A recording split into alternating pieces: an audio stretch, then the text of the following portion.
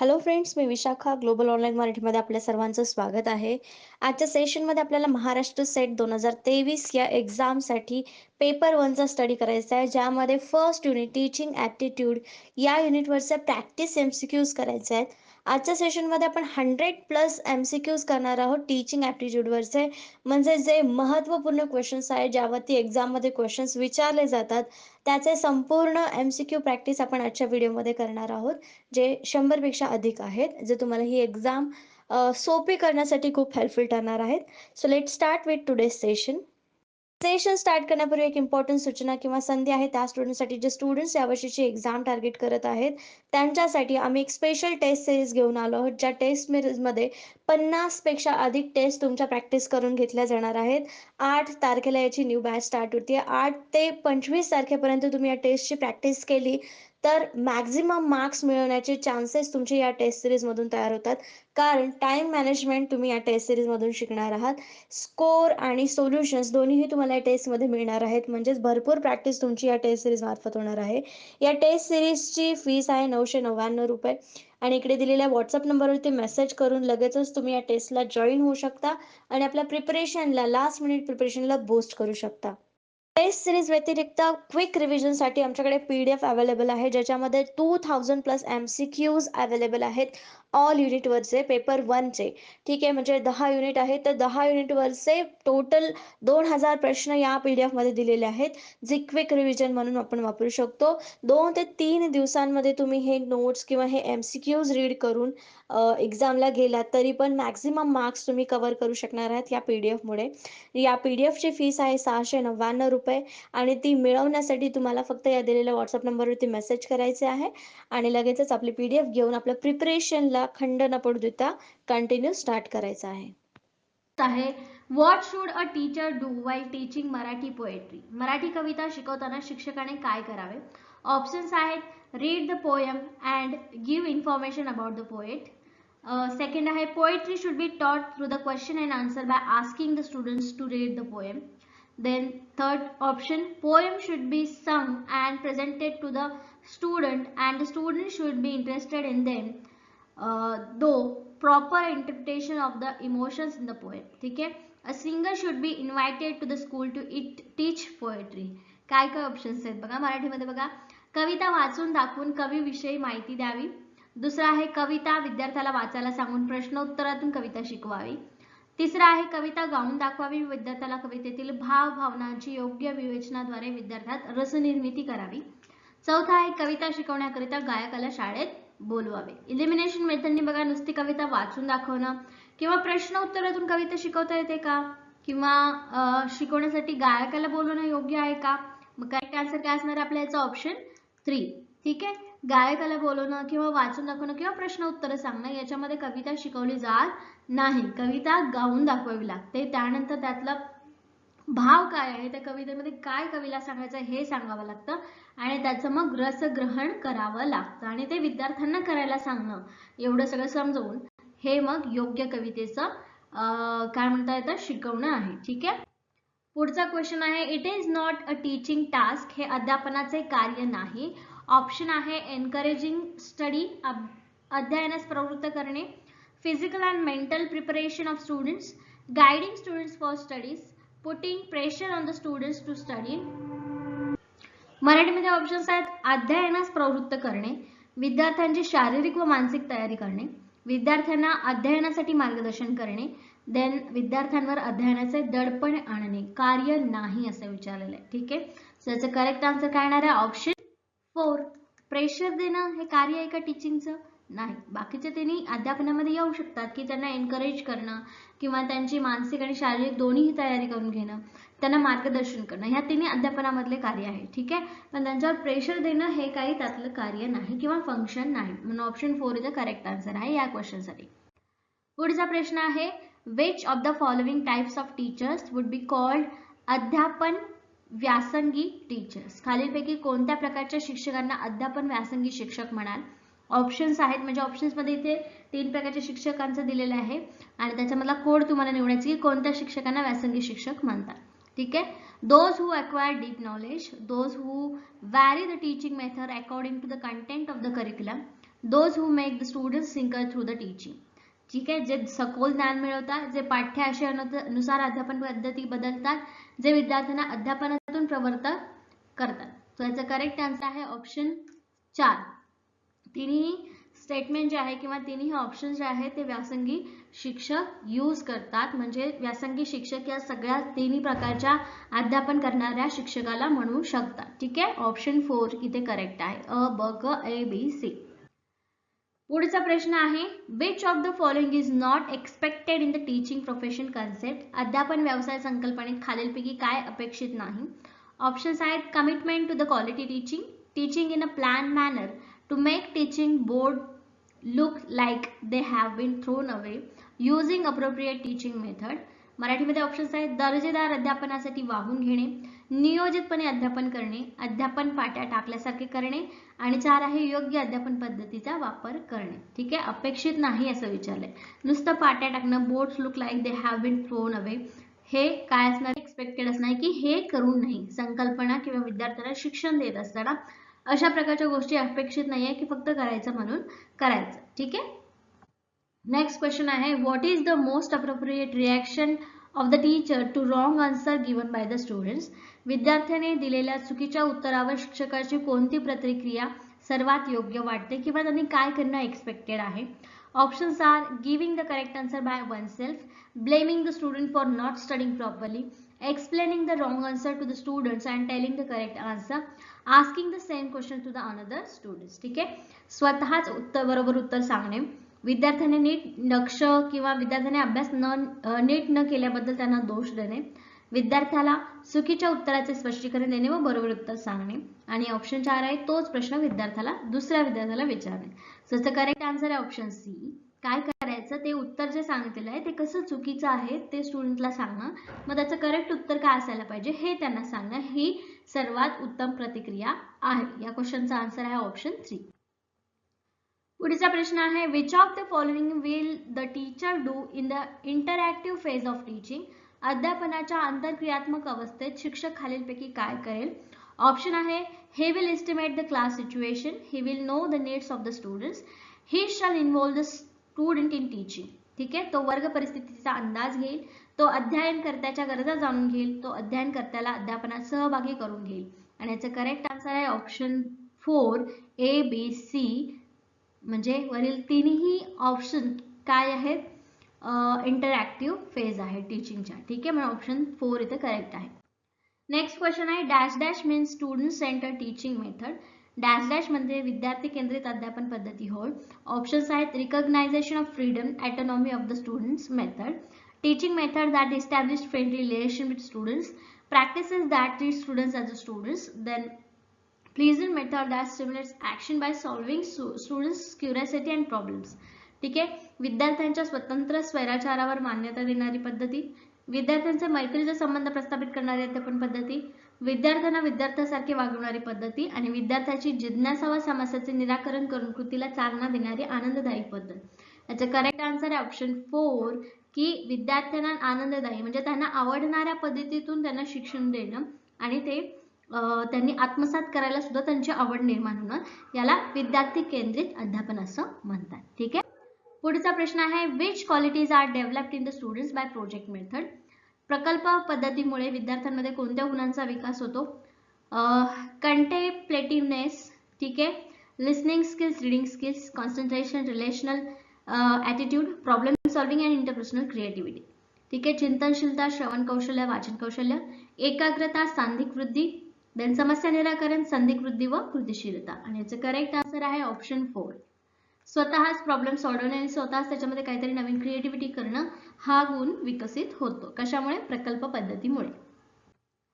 पुढचा प्रश्न आहे, experiment method is freely used in any study process because. कोणत्याही अध्ययन प्रक्रियेत प्रयोग पद्धती मुक्तपणे वापरली जाते कारण. Option first, real experience give students better understanding, students knowledge can be tested by the repeated experiments, it is an effective method, that method has universal acceptance. प्रत्यक्ष अनुभवामुळे विद्यार्थ्यांना चांगले आकलन होते, पुन्हा पुन्हा प्रयोग करून विद्यार्थी ज्ञानाची परीक्षा घेता येते, ती प्रभावी पद्धत आहे, त्या पद्धतीत सार्वत्रिक स्वीकृती आहे. याचं करेक्ट आन्सर आहे option first, real experience give students by better understanding. प्रत्यक्ष अनुभवामुळे विद्यार्थ्यांना चांगले आकलन होते. हे त्याचं फर्स्ट करेक्ट आन्सर आहे. नेक्स्ट क्वेश्चन आहे the best way to connect emotionally with student is to. विद्यार्थ्यांशी भावनिक संबंध ठेवण्याचा सर्वोत्तम मार्ग म्हणजे acting as a helping friend to the students, giving some more lectures on their classes, termination of teaching early, then organizing competitions for students.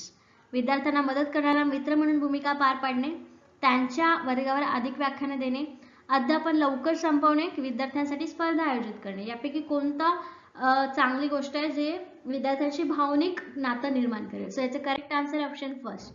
त्यांना मदत करताना ॲज अ फ्रेंड म्हणून त्यांना मदत करण्याची भूमिका शिक्षकाने पार पाडावी, म्हणजे ते भावनिक संबंध सर्वोत्तम मार्गाने निर्माण होईल. ठीक आहे. पुढचा प्रश्न आहे experiments have a place in teaching process because. अध्यापन प्रक्रियेत प्रयोगांना स्थान आहे कारण ही saves times, it is an effective method, it is an interactive method for the better understanding then anywhere. ठीक आहे. अध्यापन प्रक्रियेत प्रयोगाचं स्थान आहे कारण त्याने वेळ वाचतो, ती परिणामकारक पद्धती आहे, अधिक चांगल्या आकलनासाठी ते पुन्हा पुन्हा केलेली पद्धत आहे. ठीक आहे, किंवा ती सर्वत्र आहे. याचा करेक्ट आन्सर आहे ऑप्शन 3. ठीक आहे. एक्सपेरिमेंटल मेथड काय आहे? अधिक चांगल्या आकलनासाठी ती पुन्हा पुन्हा वापर केलेली पद्धती आहे. ठीक आहे. पुढचा प्रश्न आहे in which of the following situation would the lecture be more interesting.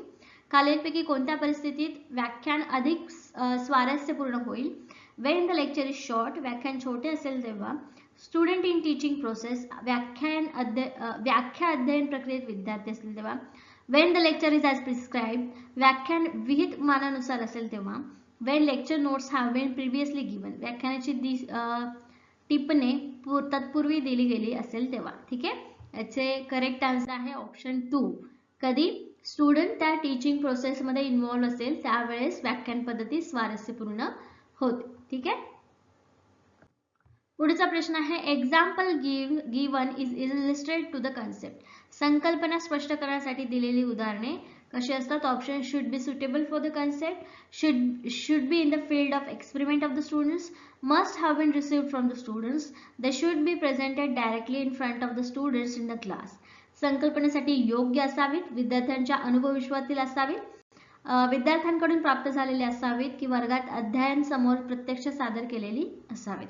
याचा करेक्ट आन्सर आहे option 2. Should be in the field of experience of the students, म्हणजे विद्यार्थ्यांच्या अनुभवाशी निगडीत त्या संकल्पनांना उदाहरणं द्यावी. ठीक आहे. म्हणजे विद्यार्थ्यांनी तो अनुभव घेतलेला असेल त्यातलं जर तुम्ही उदाहरण दिलं त्याची संकल्पना स्पष्ट करताना ते लवकर जास्त त्यांना समजतं. ठीक आहे. पुढचा प्रश्न आहे the ultimate objective of evaluation is. मूल्यमापनाचे अंतिम उद्दिष्ट म्हणजे finding the students achievement in level, the trace the whereabout of the students, determining who should be included in the upper class to help student improve their studies. विद्यार्थ्यांची संपादन पातळी शोधणे, विद्यार्थ्यांच्या कोठे झाल्या आहेत शोधणे, कोणाला वरच्या वर्गात घालावे हे निश्चित करणे विद्यार्थ्यांचे अध्ययन सुधारण्यास मदत करते. आणि याचं करेक्ट आन्सर आहे ऑप्शन 4. विद्यार्थ्यांचे अध्ययन सुधारण्यास मदत करते. ठीक आहे. इव्हॅल्युएशनचं काय महत्व आहे किंवा उद्दिष्ट आहे की जे स्टुडंट्स त्याच्यामध्ये पार्टिसिपेट करतात त्यांना इम्प्रूव्ह करायचं स्टडीमध्ये, अभ्यासामध्ये, याचं हे उद्दिष्ट आहे. ठीक आहे. पुढचा प्रश्न आहे which of the following task is important as teaching in the eyes of the teacher. खालीलपैकी कोणते काम शिक्षकाच्या दृष्टीने शिकवणे इतकेच महत्वाचे आहे? ऑप्शन्स आहेत giving notes to the students, participation in census work, self study by the students, creating public awareness about the family planning. विद्यार्थ्यांना टिपणे देणे, जनगणनेच्या कामात सहभागी होणे, विद्यार्थ्यांना स्वयं अध्ययन करणे किंवा कुटुंब नियोजनाबाबत जनजागृती करणे. आणि याचं करेक्ट आन्सर आहे ऑप्शन 3. विद्यार्थ्यांना स्वयं अध्ययन करणे, self study by the students. ठीक आहे. शिकवण्या इतकंच महत्वाचं आहे की त्यांनी स्वतःहून, म्हणजे जे स्टुडंट्सला तुम्ही शिकवलं आहे त्या स्टुडंट्सने स्वतःहून स्वयं अध्ययन करणं, त्यांना जर अडचण आली तर ते तुमच्याकडे येऊन विचारतील, अशा प्रकारचं त्यांना तयार करणं हे महत्वाचं काम आहे. कशाच्या सोबत? शिकवण्या इतकंच महत्वाचं हे देखील काम आहे. इफेक्टिव्ह. जर व्याख्यानामध्ये डॅश डॅश तर व्याख्यान प्रभावी होते. व्याख्यानामध्ये काय असेल तेव्हा व्याख्यान प्रभावी होते? ऑप्शन्स आहेत गिव्हन इम्प्लिसिटी, अख्यालिप्तपणे दिले, given written questions to students, विद्यार्थ्यांना लिखित मुद्दे दिले तर, बी पेड इन लमसम, एक सलगपणे दिले जात असेल तर, किंवा इंटरमिटेंट क्वेश्चन्स टू रिस्टिट्यूशन्स, मधून मधून प्रश्न विचारून प्रत्याभरण घेतले तर व्याख्यान प्रभावी होतं. कशा प्रकारे व्याख्यान प्रभावी होणार आहे? याचा करेक्ट आन्सर आहे ऑप्शन 4, अधून मधून प्रश्न विचारला. जे भाग तुम्ही शिकवत आहात किंवा जो पार्ट तुम्ही शिकवत आहात त्या पार्टला रिलेटेड क्वेश्चन किंवा त्या पार्ट वरती जो शिकवलेला पार्ट आहे त्याच्यावरती एखादा क्वेश्चन विचारून स्टुडंट्स अवेअर आहेत की नाही किंवा त्यांच्यामध्ये इंटरेस्ट निर्माण करण्यासाठी तुम्ही अशा प्रकारचा काम करू शकता. काय करू शकता? दिलेल्या ऑप्शन्स पैकी 4th नंबरचा क्वेश्चन ऑप्शन इथे बरोबर आहे की अधून मधून प्रश्न विचारून व्याख्यान प्रभावी करता येते. ठीक आहे. पुढचा प्रश्न आहे इफेक्टिव्ह टीचिंग मटेरियल्स, परिणामकारक अध्यापन साहित्य काय आहे? ऑप्शन्स आहेत prepared by the teacher, it is colourful and attract the attention of the students, useful for explaining concept, increases the importance of teacher. शिक्षकाने तयार केलेले असते, विद्यार्थ्यांचे अवधान खेचून घेण्यासाठी विविधरंगी असते, की संकल्पना समजून सांगण्यासाठी उपयुक्त असतं, की शिक्षकाचे महत्त्व वाढवणारे असतं. ठीक आहे. याच्यामध्ये चौथा ऑप्शन बघा, शिक्षकाचं महत्त्व वाढवण्यासाठी असतं का इफेक्टिव्ह टीचिंग मटेरियल? नो. मग संकल्पना समजून सांगण्यासाठी उपयुक्त असतं का? येस. त्याच्यानंतर शिक्षकाने तयार केलेलं असतं effective teaching material? That is not important. ठीक आहे. मग याच्यात करेक्ट आन्सर काय असणार आहे? ऑप्शन 3. ठीक आहे. रंगीबिरंगी असेल याच्यात नाही, पण संकल्पना समजून सांगण्यासाठी इफेक्टिव्ह टीचिंग मटेरियल जे आहे ते जास्त उपयोगी ठरतं. ठीक आहे. म्हणून ऑप्शन 3 इथे काय आहे? करेक्ट आन्सर आहे. ओके. पुढचा प्रश्न आहे which of the following is relatively more important to an effective teacher, प्रभावी अध्यापकासाठी खालीलपैकी सापेक्षतः कोणती बाब अधिक महत्त्वाची आहे? Options are content mastery, audio visual production and manipulation skills, communication skills, classroom discipline skills. ठीक आहे. प्रभावी अध्यापकासाठी खालीलपैकी सापेक्षता कोणती बाब अधिक महत्त्वाची आहे? आशयावरील प्रभुत्व, दृकश्राव्य निर्मिती व हाताळणी कौशल्य, संप्रेषण कौशल्य आणि वर्गशिस्तीची कौशल्य. ठीक आहे. काय कोणती बाब महत्त्वाची आहे दिलेल्या ऑप्शन्स पैकी? याच्यातलं करेक्ट आन्सर आहे ऑप्शन 1. आशयावरील प्रभुत्व, कंटेंट मास्टरी. जे विद्यार्थ्यांना तुम्ही शिकवणार आहात, ठीक आहे, जे विद्यार्थ्यांना नॉलेज तुम्ही देणार आहात त्याबद्दल तुम्हाला आधी भरपूर नॉलेज असलं पाहिजे, जेणेकरून तुम्हाला विद्यार्थ्यांना अधिक प्रभावीपणे ते समजवता येईल. ठीक आहे. म्हणून त्या आशयावरती प्रभुत्व असणं गरजेचं आहे. ठीक आहे.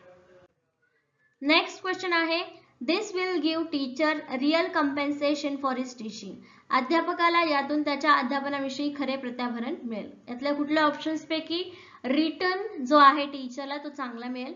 ऑप्शन्स आहेत ओपिनियन्स एक्सप्रेस बाय कलिग्स, सहकाऱ्यांनी मत व्यक्त केले तेव्हा, किंवा स्टुडंट्स पार्टिसिपेशन इन टीचिंग, विद्यार्थ्यांचा अध्यापनातील सहभाग, किंवा easy conversation with the students, विद्यार्थ्यांशी सहज केलेले संभाषण, की टीचर्स रिफ्लेक्शन ऑन टीचिंग, अध्यापनाबाबत अध्यापकाने केलेले चिंतन.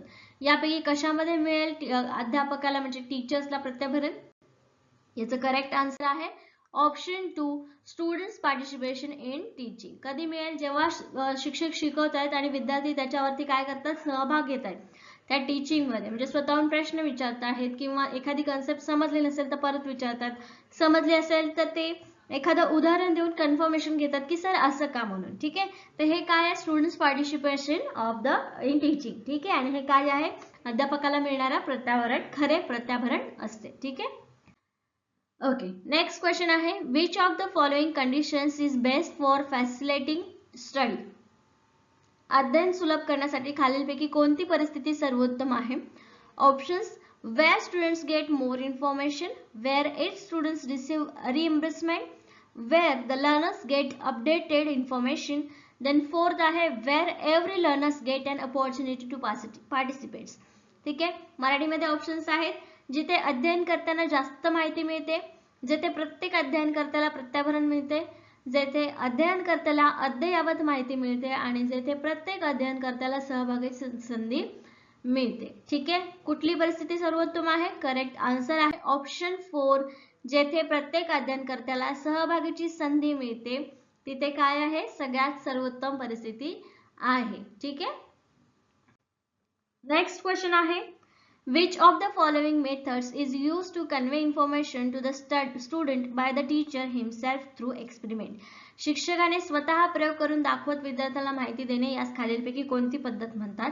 ऑप्शन्स आहेत mode of direction, experimental method, separation method की एमर्जंट प्रॅक्टिस. दिग्दर्शन पद्धती, प्रयोग पद्धती, पृथक्करण पद्धती आणि उद्गामी पद्धती. आता याच्यामध्ये स्वतः शिक्षक प्रयोग करत आहेत म्हणजे याच्यातली कुठली मेथड यूज करतायत ते? करेक्ट आंसर आहे ऑप्शन फर्स्ट. ठीक आहे, दिग्दर्शन पद्धती. ओके, नेक्स्ट क्वेश्चन आहे creation of scientific approach to teaching is necessary for the subject. अध्यापनातून वैज्ञानिक दृष्टिकोनाची निर्मिती करणे डॅश डॅश विषयासाठी गरजेचं आहे. ऑप्शन्स आहेत science, history, environment, all of the above. ठीक आहे, मराठीमध्ये विज्ञान, इतिहास, पर्यावरण आणि वरील सर्व. तर कोणत्या विषयासाठी वैज्ञानिक दृष्टिकोनाची गरज असते? करेक्ट आन्सर आहे वरील सर्व. तुम्ही कुठलाही विषय घ्या त्यामध्ये जर तुम्हाला समज यायला पाहिजे तर तुम्हाला वैज्ञानिक पद्धतीचा दृष्टिकोन त्याच्यामध्ये असायलाच हवा. म्हणून ऑप्शन 4 इथं करेक्ट आहे. वरील सर्व विषयामध्ये वैज्ञानिक दृष्टिकोनाची निर्मिती करणं आवश्यक आहे थ्रू अध्यापन. ठीक आहे, नेक्स्ट क्वेश्चन आहे methodology is useful for stimulating creativity and solving problems. सर्जनशीलता विकसनासाठी व समस्या सोडवण्यासाठी पद्धती उपयुक्त आहे. कोणती पद्धती उपयुक्त आहे सर्जनशीलता वाढवण्यासाठी? ऑप्शन्स आहेत experimental method, role practice, brainstorming method आणि प्रोजेक्ट ऍक्टिंग. ठीक आहे, प्रयोग पद्धती, भूमिका पद्धती, बुद्धिमंथन पद्धती, प्रकल्प अभियान. आणि याचे करेक्ट आन्सर आहे ऑप्शन 3 ब्रेनस्टॉर्मिंग मेथड. ठीक आहे, बुद्धिमंथन पद्धती. ओके, आणि यामध्ये ब्रेनस्टॉर्मिंग मेथड म्हणजे काय की ग्रुपमध्ये वेगवेगळ्या आयडियाज एकमेकांशी शेअर करून प्रॉब्लेम सोडवण्यासाठी हेल्प करणे, याला काय म्हणतात? Brainstorming method. ठीक आहे, next question brainstorming method has been formulated by. बुद्धिमंथन पद्धतीची मांडणी यांनी केली आहे. Options Gordon and Debon, Alex Osborn, Stephen Corey, then Kilpatrick. ठीक आहे, आणि याची करेक्ट आन्सर आहे डायरेक्ट क्वेश्चन विचारलेला आहे या कन्सेप्ट वरती की ही कन्सेप्ट कोणी मांडलेली आहे आणि याचा करेक्ट आन्सर आहे ऑप्शन 2 एलेक्स ऑस्बॉर्न. ठीक आहे, Osborne. Okay, next question what is the teachers purpose in organizing a workshop for a students. विद्यार्थ्यांसाठी कार्यशाळा आयोजित करण्यामागे अध्यापकाचा उद्देश कोणता असतो? ऑप्शन्स इथे दिलेले आहेत, खाली ऑप्शन्स दिलेले आहेत कोडमध्ये आणि इथे स्टेटमेंट दिलेले आहेत. त्यापैकी कोणते उद्देश आहेत हे आपल्याला निवडायचे आहेत कोडमधून. ठीक आहे, फर्स्ट आहे to teach the student to apply theoretical knowledge in practice, to develop various skill in a students, asking the students to solve various problems creatively, building confidence in a students. ठीक आहे, विद्यार्थ्यांस तात्विक ज्ञान व्यवहारात वापरायला शिकवणे, विद्यार्थ्यात विविध कौशल्यांचा विकास करणे, विद्यार्थ्याला विविध समस्या सोडवण्यासाठी कृतीशीलपणे सोडवायला सांगणे. ओके, विद्यार्थ्यांमध्ये आत्मविश्वास निर्माण करणे. तो यातले कुठले उद्देश आहेत कार्यशाळा आयोजित करण्यासाठी?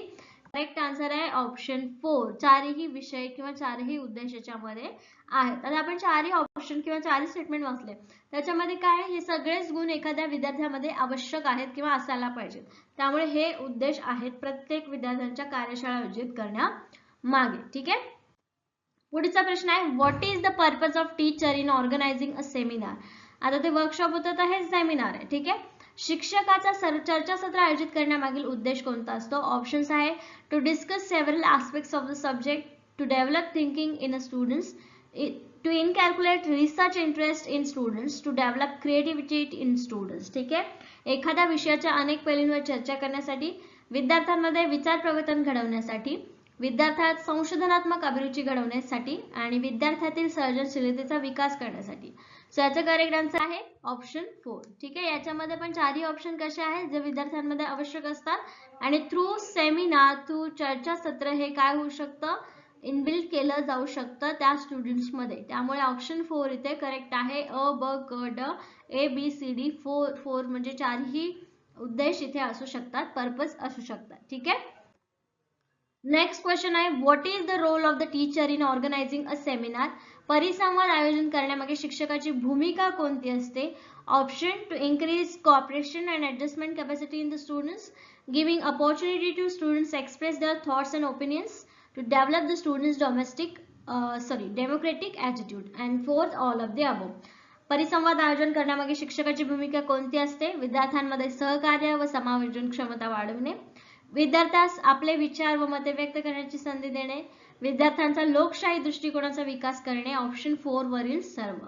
आणि याचं करेक्ट आन्सर काय असणार आहे मग आपला 4. ठीक आहे, इथे पण काय आहेत, वरचे तिन्ही ऑप्शन्स आहेत जे विद्यार्थ्यांमध्ये आवश्यक आहेत आणि जे टीचरच्या सेमिनार आयोजित करण्यामुळे येऊ शकतं आणि त्यामुळे हे शिक्षक त्यांची भूमिका या उद्देशांवर आधारित असते. ठीक आहे, पुढचा प्रश्न आहे, which of the following types of people can be said to have low emotional intelligence?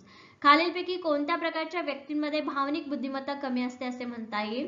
Options, one who has knowledge of his own feelings which is test, unable to control his emotions, serving for public interest, understand other easily. ठीक आहे, स्वतःच्या भावना, इच्छा, अभिरुची यांची माहिती असणारा, स्वतःच्या भावनांवर नियंत्रण ठेवू न शकणारा, लोकहित साधण्यासाठी धडपडणारा, इतरांना सहजगत्या समजून घेणारा. याचा करेक्ट आन्सर आहे option 2, unable to control his emotions. भावनिक बुद्धिमत्ता कमी असणारी टीचरच्या कोणता म्हणजे कशाद्वारे दिसेल तर जो आपले इमोशन कंट्रोल करू शकत नाही असा टीचर भावनिक दृष्ट्या कमी असेल. ठीक आहे, त्यांची भावनिक बुद्धिमत्ता कमी असेल. पुढचा प्रश्न आहे, कन्सिडर द फॉलोइंग स्टेटमेंट्स. खालील विधानांवर चर्चा करा. Learn to identify students' feelings. Learn to express your anger on others. To maintain satisfaction in the teaching profession. Maintaining sanity in emotional turmoils. ठीक है. Learn to blame others. Always dissatisfied with yourself. Which of the above should be followed by a teacher for developing emotional intelligence? Emotional intelligence develop करण्यासाठी खालीलपैकी कोणत्या गोष्टी एका शिक्षकाला कराव्या लागतील हे सांगायचं आहे. विद्यार्थ्यांच्या भावना ओळखायला शिका, स्वतःच्या रागावर इतरांवर व्यक्त करायला शिका, शिक्षकी पेशात समाधान ठेवणे, भावनिक अस्वस्थ विवेकी कायम ठेवणे, इतरांवर दोषारोपण करायला शिका किंवा नेहमी स्वतःविषयी असमाधान ठेवा. याचा करेक्ट आन्सर आहे ऑप्शन बी, BEF. ठीक आहे, BEF काय सांगतं, लर्न टू एक्सप्रेस युअर अँगर on others, then learn to blame others and always be dissatisfied with yourself. अवलंबून नाही असं विचारलंय. ठीक आहे, इथे व्यवस्थित क्वेश्चन वाचला तर तुम्हाला बरोबर समजेल. नॉट बी म्हटलेलं आहे म्हणून BEF इथे काय आहे, करेक्ट आन्सर आहे. ठीक आहे, नेक्स्ट क्वेश्चन आहे, according to the Howard Gardner, according to the development of different centres in the brain. Harvard गार्डनच्या मते मेंदूच्या भागातील विविध केंद्राच्या विकासानुसार काय असतं? Options, each part has independent intelligence, every person has equal intelligence, logical skills of the person increase, different from this. प्रत्येक भागाची स्वतंत्र बुद्धिमत्ता असते, प्रत्येक व्यक्तीची बुद्धिमत्ता समान असते, व्यक्तीचे तार्किक कौशल्य वाढते आणि यापेक्षा वेगळे आहे. आणि याचं करेक्ट आन्सर आहे ऑप्शन फर्स्ट, प्रत्येक भागाची स्वतंत्र बुद्धिमत्ता असते. ठीक आहे, म्हणून करेक्ट आन्सर आहे याचा फर्स्ट. ठीक आहे, हार्वर्ड गार्डनरच्या मते ऑप्शन फर्स्ट इथे करेक्ट आहे. प्रॅक्टिस करणार आहोत पेपर 1 टीचिंग ऍप्टिट्यूड युनिट साठी. ठीक आहे, फर्स्ट क्वेश्चन आहे, खालीलपैकी अध्यापनाचा कोणता पूर्वनिर्धारित स्तर नाही? ठीक आहे, आपल्याला माहिती आहे, आपण अभ्यासलेला आहे की अध्यापनासाठी आपल्याला काय वेगवेगळे स्तर निश्चित केलेले आहेत. ठीक आहे, त्या स्तरामध्ये कोणता पूर्वनिर्धारित स्तर नाहीये? ऑप्शन ए स्मरण, आकलन, परावर्तनीय, विभेदीकरण. ठीक आहे, आता आकलन, परावर्तनीय आणि विभेदीकरण या ज्या गोष्टी आहेत त्या नंतरच्या गोष्टी आधी आपण आत्मसात करतो. ठीक आहे, पूर्वनिर्धारित विचारलेलं आहे. मग याच्यामध्ये पूर्वनिर्धारित घटक कुठला नाहीये? स्मरण. स्मरण म्हणजे काय? ऑप्शन ए इथे ऑप्शन फर्स्ट जे आहे ते करेक्ट आहे. इथे स्मरण म्हणजे आपलं आठवण्याची क्षमता जी आहे ती आपण गृहीत धरलेली नसते किंवा पूर्वनिर्धारित ठरलेली नसते. हा स्तर जो आहे तो पूर्वनिर्धारित नाही. ओके, नेक्स्ट क्वेश्चन आहे, अध्यापन करताना विद्यार्थ्यांचा अधिकाधिक सहभाग खालीलपैकी कोणत्या पद्धतीद्वारे शक्य आहे? ठीक आहे, वेगवेगळ्या अध्यापनाच्या पद्धती आहेत ज्याच्यामध्ये काहीमध्ये विद्यार्थ्यांचा सहभाग असतो, काहीमध्ये विद्यार्थ्यांचा सहभाग नसतो. तर या क्वेश्चन मध्ये किंवा या प्रश्नामध्ये आपल्याला काय विचारलेलं आहे? अध्यापन करताना विद्यार्थ्यांचा अधिकाधिक सहभाग खालीलपैकी कोणत्या पद्धतीमध्ये होतो? ऑप्शन ए व्याख्यान पद्धती, 2 स्पष्टीकरण पद्धती, 3 उद्वगामी पद्धती आणि 4 पाठ्यपुस्तक पद्धती. मला सांगा, व्याख्यान पद्धतीमध्ये एकच व्यक्ती देत असतो, राईट? म्हणजे त्याच्यामध्ये आपण काय करू शकतो? विद्यार्थ्यांचा सहभाग नसणार आहे. ठीक आहे. दुसरा आहे स्पष्टीकरण पद्धत. स्पष्टीकरण कोण करणार आहे?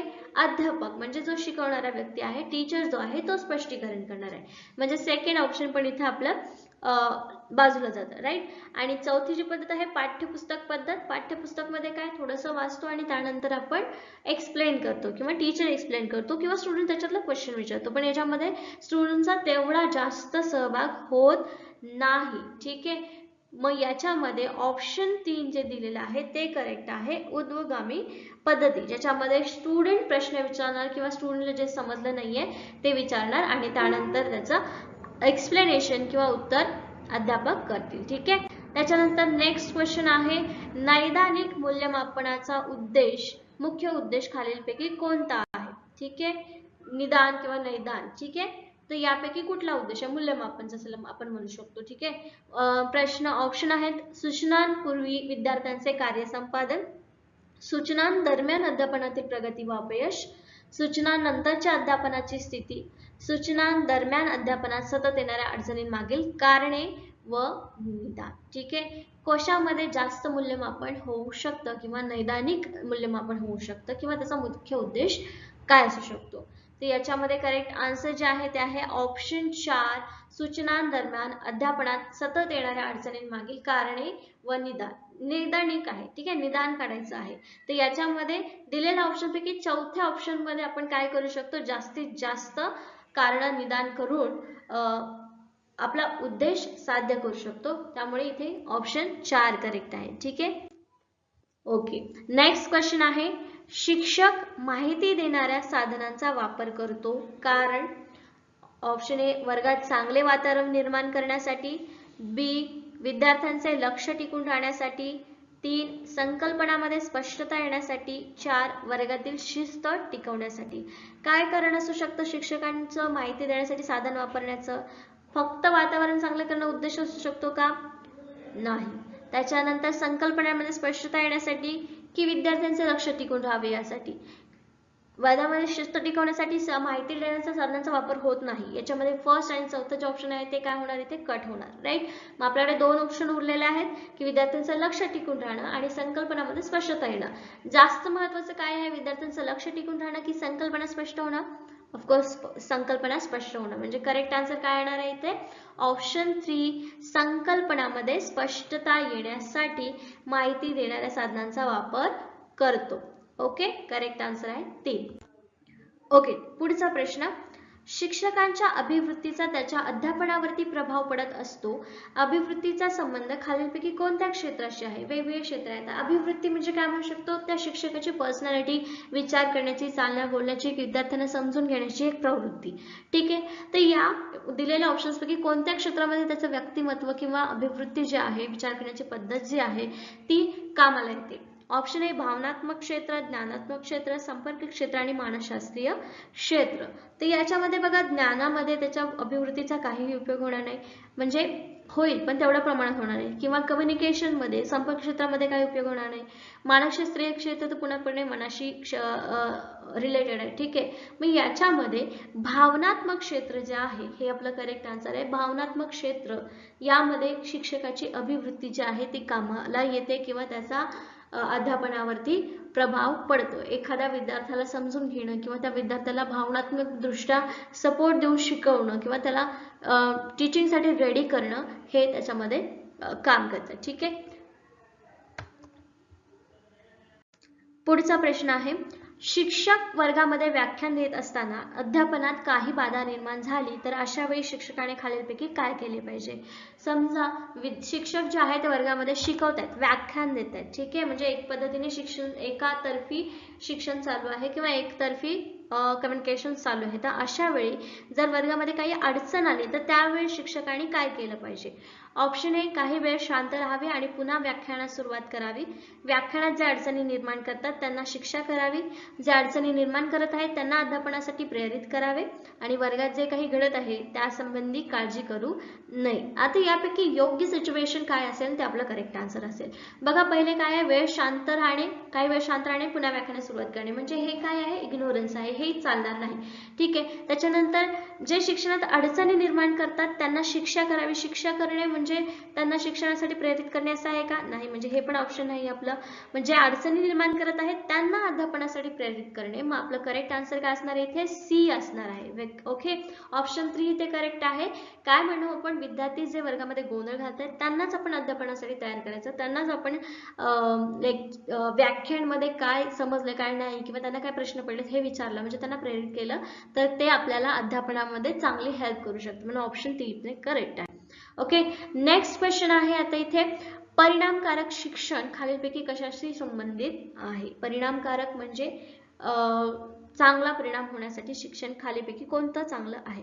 ऑप्शन ए, शिक्षकाचं समाधान म्हणजे परिणामकारक शिक्षण, की शिक्षकाचा प्रामाणिकपणा व बांधिलकी या क्षेत्राशी संबंधित आहे, की शिक्षकाने विद्यार्थ्यांना शिकवणे व समजावून घेणे, की व्यावसायिक श्रेष्ठत्वाप्रती शिक्षकाची अभिरुची असणे. ठीक आहे, परिणामकारक शिक्षण हे कशाशी संबंधित आहे खालीपैकी. समाधान शिक्षकाचं होणं म्हणजे शिक्षण चांगलं आहे का, नाही. त्याच्यानंतर शिक्षकाचा प्रामाणिकपणा आणि बांधिलकी जर असेल तर याच्यामध्ये शिक्षण प्रभावीपणे किंवा परिणामकारक झाल्यास सांगू शकतो का, नाही, म्हणजे हे पण नाही येणार ऑप्शन. हे दोन आपले कटले ऑप्शन. ठीक आहे. आणि व्यावसायिक दृष्ट्या शिक्षणाकडे बघितलं तर त्याचा चांगला अभ्यास होणार आहे का, नाही, म्हणजे ऑप्शन 4 ही नाही.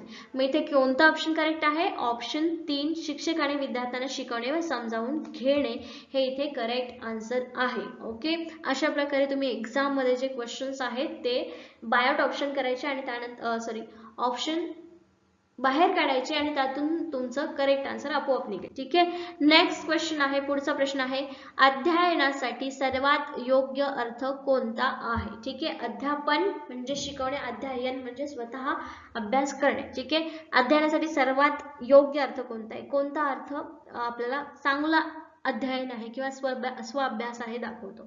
ऑप्शन ए, कौशल्याची प्राप्ती, वर्तनात सकारात्मक बदल आणि व्यक्तिगत समायोजन, ज्ञान मेंदूमध्ये साठवणे. ठीक आहे, फक्त ज्ञान साठवणे म्हणजे चांगलं अध्यापन आहे का, नाही, राईट. त्याच्यानंतर कौशल्याची प्राप्ती, वर्तनात सकारात्मक बदल.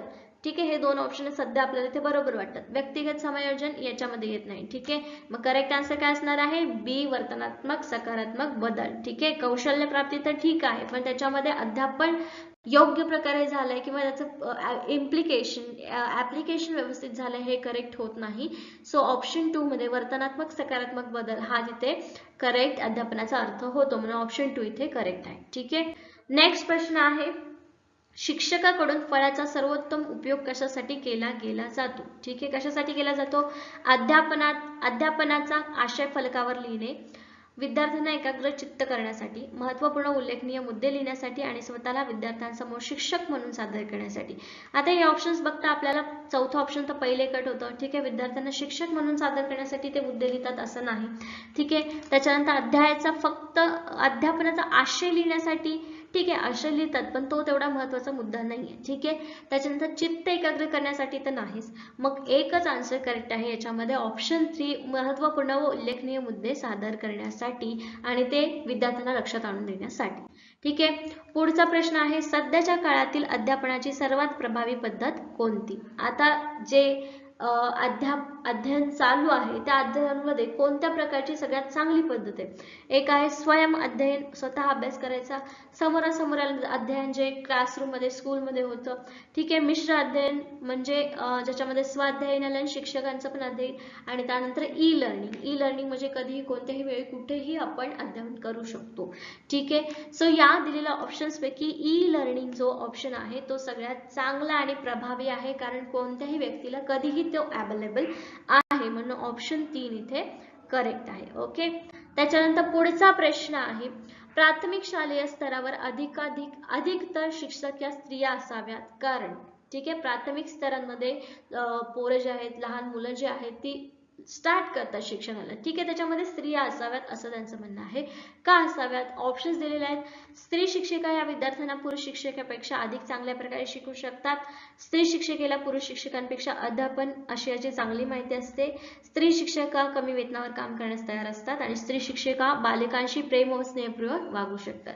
जसं की आई माहिती आपल्याला, आई स्त्री आहे आणि ती बालकांशी कसं वागू शकते, यानुसार प्रत्येक स्त्री बालकाशी स्नेहपूर्ण आणि प्रेमपूर्ण वागू शकते.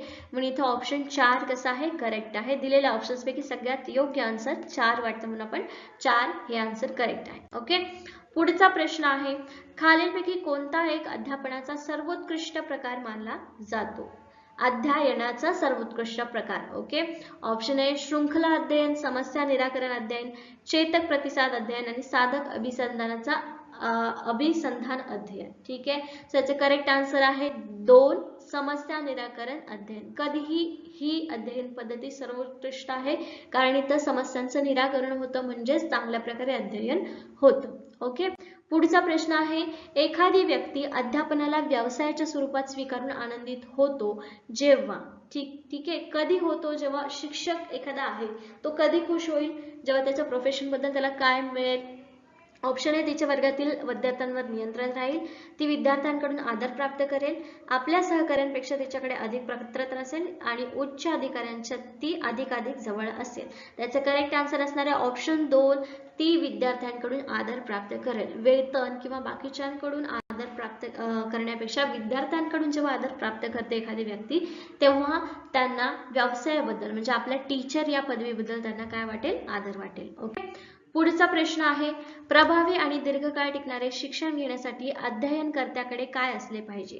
ऑप्शन आहे केवळ शिक्षण प्राप्त करण्याची क्षमता, केवळ प्रेरणेचा अपेक्षित स्तर, केवळ शिक्षण प्राप्त करण्याची संधी व अध्ययन क्षमता आणि प्रेरणेचा योग्य स्तर. दीर्घकाळ आणि प्रभावी शिक्षण घेण्यासाठी काय असलं पाहिजे यापैकी? करेक्ट आन्सर आहे ऑप्शन 4, अध्ययन क्षमता असली पाहिजे आणि प्रेरणेचा योग्य स्तर. म्हणजे तुमच्याकडे कॅपॅसिटी पण आहे आणि इच्छा पण आहे, तर तुम्ही व्यवस्थित अध्ययन करू शकता, राईट? किंवा तर या दिलेल्या ऑप्शन्स पैकी चौथा ऑप्शन इथे करेक्ट आहे, हे तिन्ही नाही. ठीक आहे, तुम्ही परत प्रश्न बघू शकता व्हिडिओ थ्रू. सर्वोत्तम पद्धती कोणती?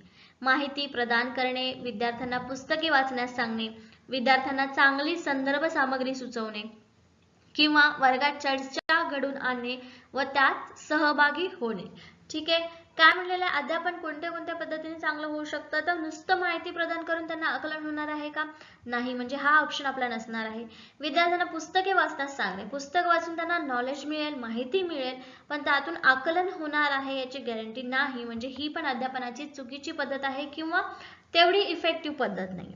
ठीक आहे, विद्यार्थ्यांना चांगली संदर्भ सामग्री सुचवणे, फक्त भलीमोठी लिस्ट तुम्हाला दिलेली आहे रेफरन्स बुक्सची, तर तिथे तुम्हाला ते उपयोगी येणार आहे का? किंवा त्याच्यामधून चांगलं अध्यापन होणार आहे का? होणार नाही, right?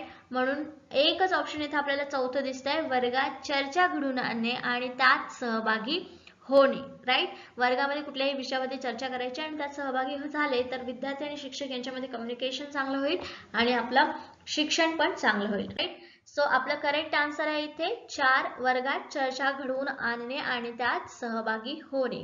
Creating and participating in class discussion. Okay, so next question आहे, वर्गातील परस्पर संवादातून काय साध्य झाले पाहिजे? वर्गामध्ये जे कम्युनिकेशन होतं त्याच्यामधून आपल्याला काय मिळालं पाहिजे?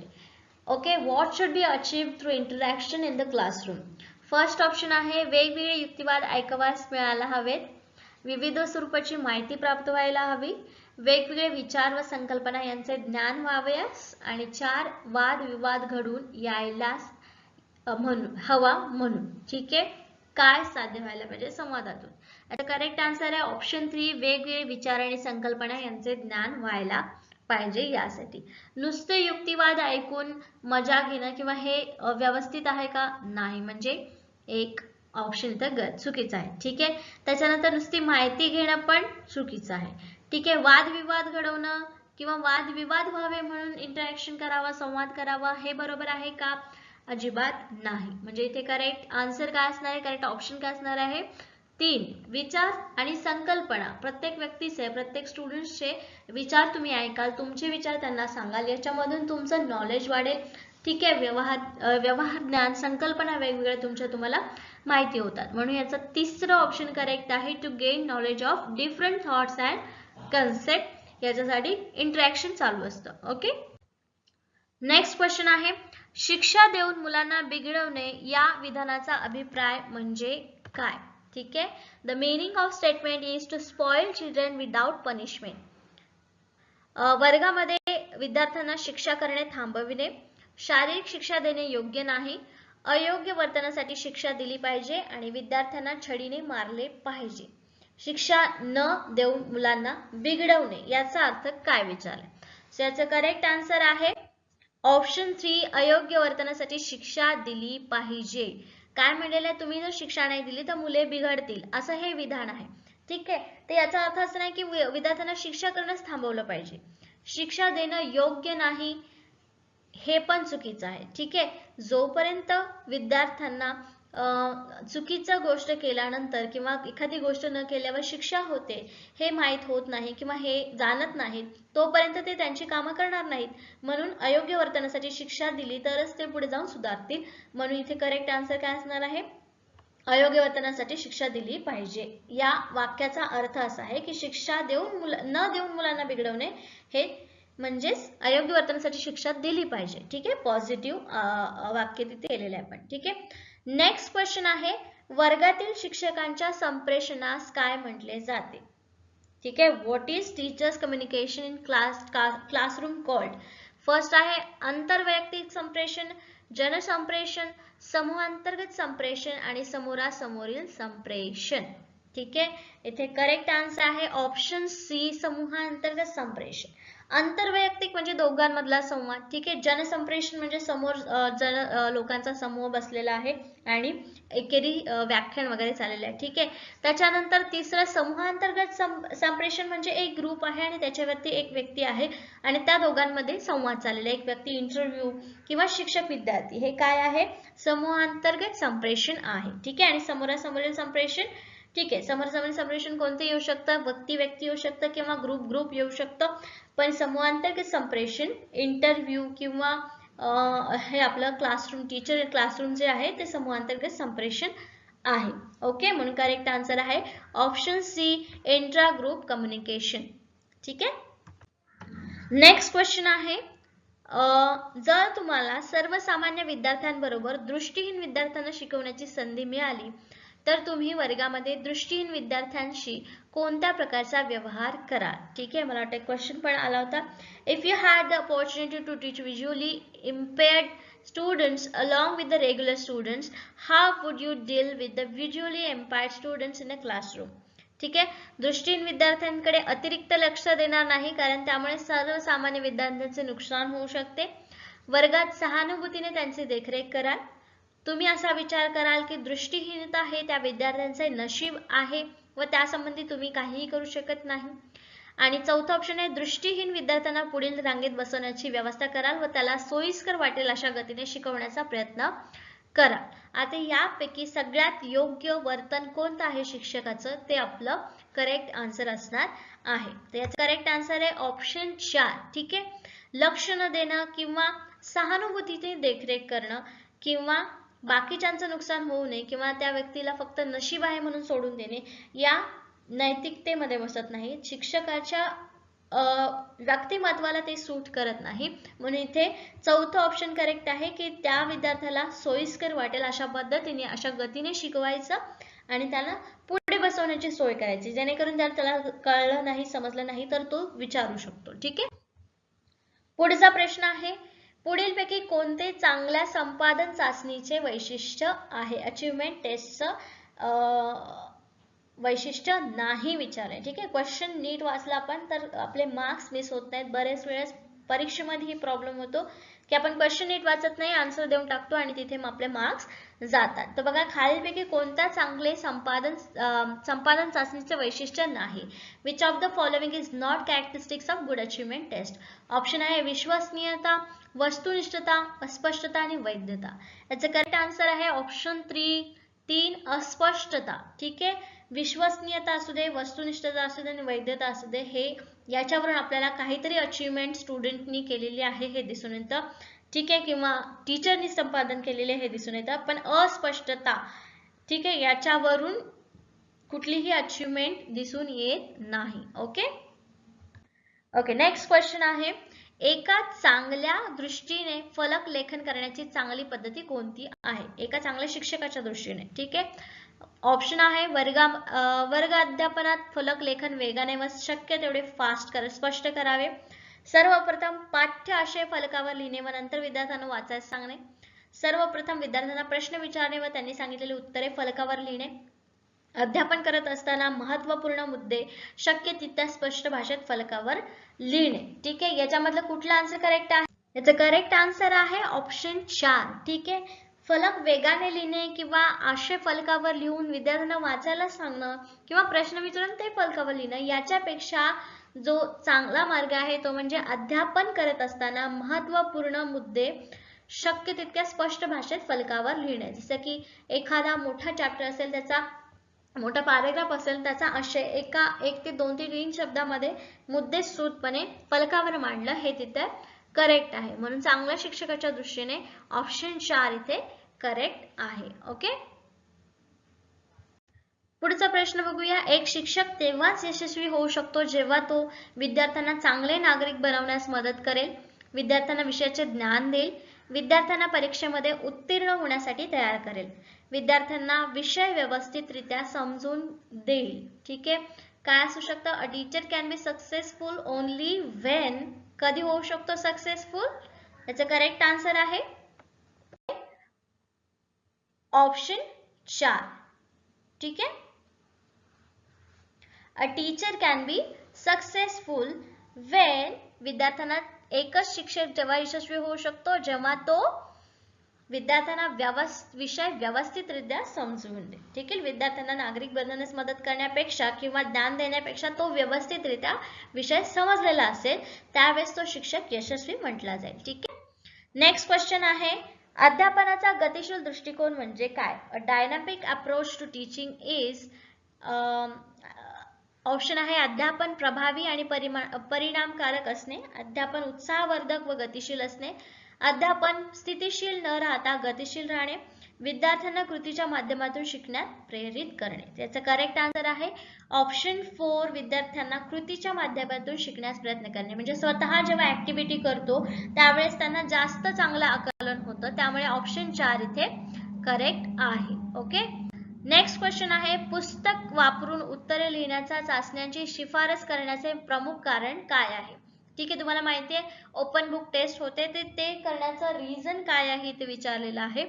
ऑप्शन आहे त्याच्यामुळे परीक्षांमधील गैरव्यवहार कमी होतात, विद्यार्थ्यांना परीक्षेच्या तयारीसाठी वेळ घालवावा लागत नाही, त्यामुळे यांत्रिक स्मरणावर भर कमी होते व परीक्षेच्या वेळी विद्यार्थी निश्चित असतात. तर याच्यात करेक्ट आन्सर आहे ऑप्शन 3. त्यांच्यामुळे यांत्रिक स्मरणावरील भर कमी होतं. म्हणजे जे पाठांतर करून येणं किंवा घोकमपट्टी करणं, हे ज्या गोष्टी आहेत त्या याच्यात कमी होतात. त्यासाठी पुस्तके वापरून लिहिण्याची चाचणी शिफारस म्हणजे एक्झाम ओपन बुक टेस्ट जी आहे ती अंमलात आणली किंवा शिफारस केली. ओके, नेक्स्ट क्वेश्चन आहे अध्यापनात आंतरजालाचा सर्वोत्तम उपयोग कोणता? ठीक आहे, इंटरनेटचा उपयोग या दिलेल्या ऑप्शन्स पैकी कशामध्ये चांगला होऊ शकतो? एक आहे दृकश्राव्य माध्यमातून आशय सादर करण्यासाठी, अत्याधुनिक माहिती पुरवण्यासाठी, शिक्षकाचा वेळ व श्रम वाचवण्यासाठी, अध्यापन आंतरक्रियात्मक करण्यासाठी. सो याचं करेक्ट आन्सर आहे ऑप्शन 2, अत्याधुनिक माहिती पुरवण्यासाठी. आपल्याला माहिती आहे आपण इंटरनेटचा वापर कशासाठी करतो? अप टू डेट इन्फॉर्मेशन मिळवण्यासाठी, राईट? म्हणून इथे करेक्ट आन्सर आहे ऑप्शन 2. ठीक आहे, नेक्स्ट क्वेश्चन आहे अध्ययनाबाबतची सर्वात अलीकडे स्वीकारलेली विचारधारा म्हणजे अध्ययन करता हा काय आहे? The most recently accepted ideology of learning is that the learner is. Learner काय आहे? ज्ञानाचा रचयिता आहे, ज्ञानाचा स्वीकारक आहे, ज्ञानाचा उपभोक्ता आहे की ज्ञानाचा संकलक आहे? करेक्ट आन्सर आहे ऑप्शन ए किंवा फर्स्ट, ज्ञानाचा रचयिता आहे. ठीक आहे, तो ज्ञान रचतो म्हणजे नवीन नवीन ज्ञान आत्मसात करतो. राईट. ओके, नेक्स्ट क्वेश्चन आहे, अभ्यासक्रमात प्रात्यक्षिक कार्य समाविष्ट करण्याचा प्रमुख हेतू म्हणजे सैद्धांतिक भागावरील अतिरिक्त भर कमी करणे, विद्यार्थ्यांच्या विविध कौशल्याचा विकास करणे, विद्यार्थ्यांना परीक्षेत अधिक गुण मिळवण्यास मदत करणे आणि विद्यार्थ्यांना वर्षभर गुंतवून ठेवणे. प्रात्यक्षिक कार्य समाविष्ट करण्याचा हेतू म्हणजे जे तुम्ही प्रयोगशाळेत काम करता किंवा हे जी कामं करता म्हणजे प्रॅक्टिकल्स जे तुम्हाला करून घेतले जातात त्याचा मेन उद्देश काय असतो? तर त्याचा करेक्ट आन्सर आहे ऑप्शन 2, तुमच्या कौशल्याचा विकास करणं. विद्यार्थ्यांचा कौशल्याचा विकास करण्यासाठी ही प्रात्यक्षिके घेतली जातात. ठीक आहे, कुठलाही सैद्धांतिक भार कमी करणं किंवा गुण जास्त मिळावे किंवा गोंधळून ठेवण्यासाठी हे केलं जात नाही. ठीक आहे, त्याच्या प्रश्नांना पहिला प्रश्न आहे, अध्यापनाची सर्वोत्तम पद्धती कोणती? माहिती प्रदान करणे, विद्यार्थ्यांना पुस्तके वाचण्यास सांगणे, विद्यार्थ्यांना चांगली संदर्भ सामग्री सुचवणे किंवा वर्गात चर्चा घडवून आणणे व त्यात सहभागी होणे. ठीक आहे, काय म्हणलेलं आहे, अध्यापन कोणत्या कोणत्या पद्धतीने चांगलं होऊ शकतं? तर नुसतं माहिती प्रदान करून त्यांना आकलन होणार आहे का? नाही, म्हणजे हा ऑप्शन आपला नसणार आहे. विद्यार्थ्यांना पुस्तके वाचण्यास सांगणे, पुस्तक वाचून त्यांना नॉलेज मिळेल, माहिती मिळेल, पण त्यातून आकलन होणार आहे याची गॅरंटी नाही, म्हणजे ही पण अध्यापनाची चुकीची पद्धत आहे किंवा तेवढी इफेक्टिव्ह पद्धत नाही. ठीक आहे, विद्यार्थ्यांना चांगली संदर्भ सामग्री सुचवणे, फक्त भलीमोठी लिस्ट तुम्हाला दिलेली आहे रेफरन्स बुक्सची, तर तिथे तुम्हाला ते उपयोगी येणार आहे का किंवा त्याच्यामधून चांगलं अध्यापन होणार आहे का?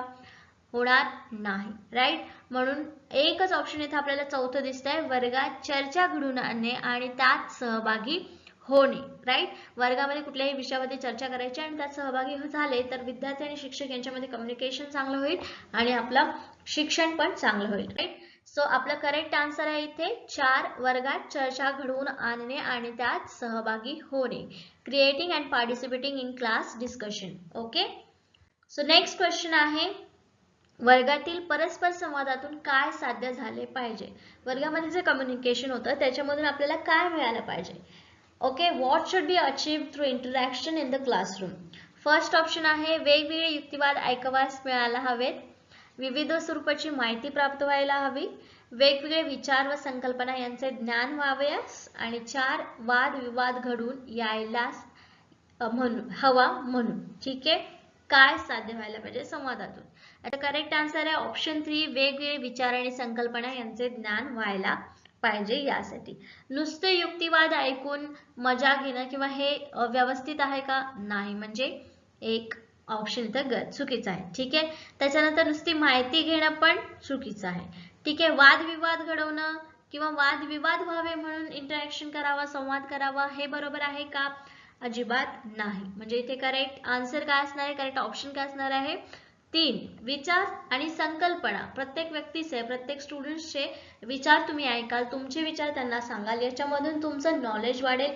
ठीक आहे, व्यवहार ज्ञान, संकल्पना वेगवेगळ्या तुम्हाला माहिती होतात, म्हणून याचा तिसरं ऑप्शन करेक्ट आहे, to gain knowledge of different thoughts and concept. याच्यासाठी इंटरॅक्शन चालू असतं. ओके, नेक्स्ट क्वेश्चन आहे, शिक्षा देऊन मुलांना बिघडवणे या विधानाचा अभिप्राय म्हणजे काय?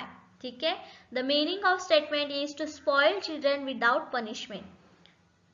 वर्गामध्ये विद्यार्थ्यांना शिक्षा करणे थांबविणे, शारीरिक शिक्षा देणे योग्य नाही, अयोग्य वर्तनासाठी शिक्षा दिली पाहिजे आणि विद्यार्थ्यांना छडीने मारले पाहिजे. शिक्षा न देऊन मुलांना बिघडवणे याचा अर्थ काय विचारलाय? सो याचं करेक्ट आन्सर आहे ऑप्शन 3, अयोग्य वर्तनासाठी शिक्षा दिली पाहिजे. काय म्हणलेलं आहे, तुम्ही जर शिक्षा नाही दिली तर मुले बिघडतील, असं हे विधान आहे.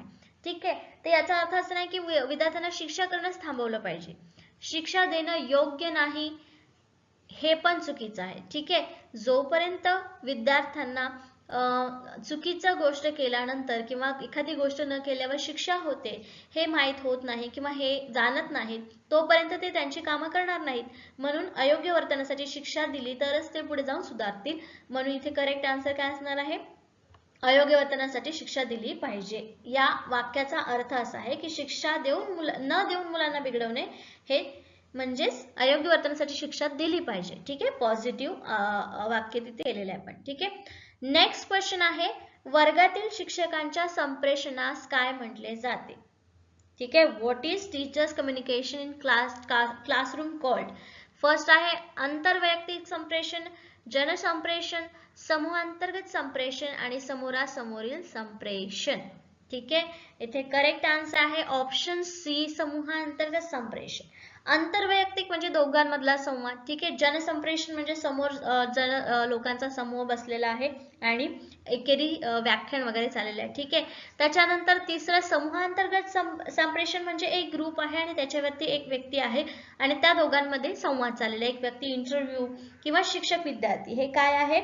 समूहांतर्गत संप्रेषण आहे. ठीक आहे, आणि समोरासमोरील संप्रेषण, ठीक आहे, समोरासमोरील संप्रेषण कोणते येऊ शकतं? व्यक्ती व्यक्ती येऊ शकतं किंवा ग्रुप ग्रुप येऊ शकतं, पण समूहांतर्गत संप्रेषण इंटरव्ह्यू किंवा हे आपलं क्लासरूम, टीचर क्लासरूम जे आहे ते समूहांतर्गत संप्रेषण आहे.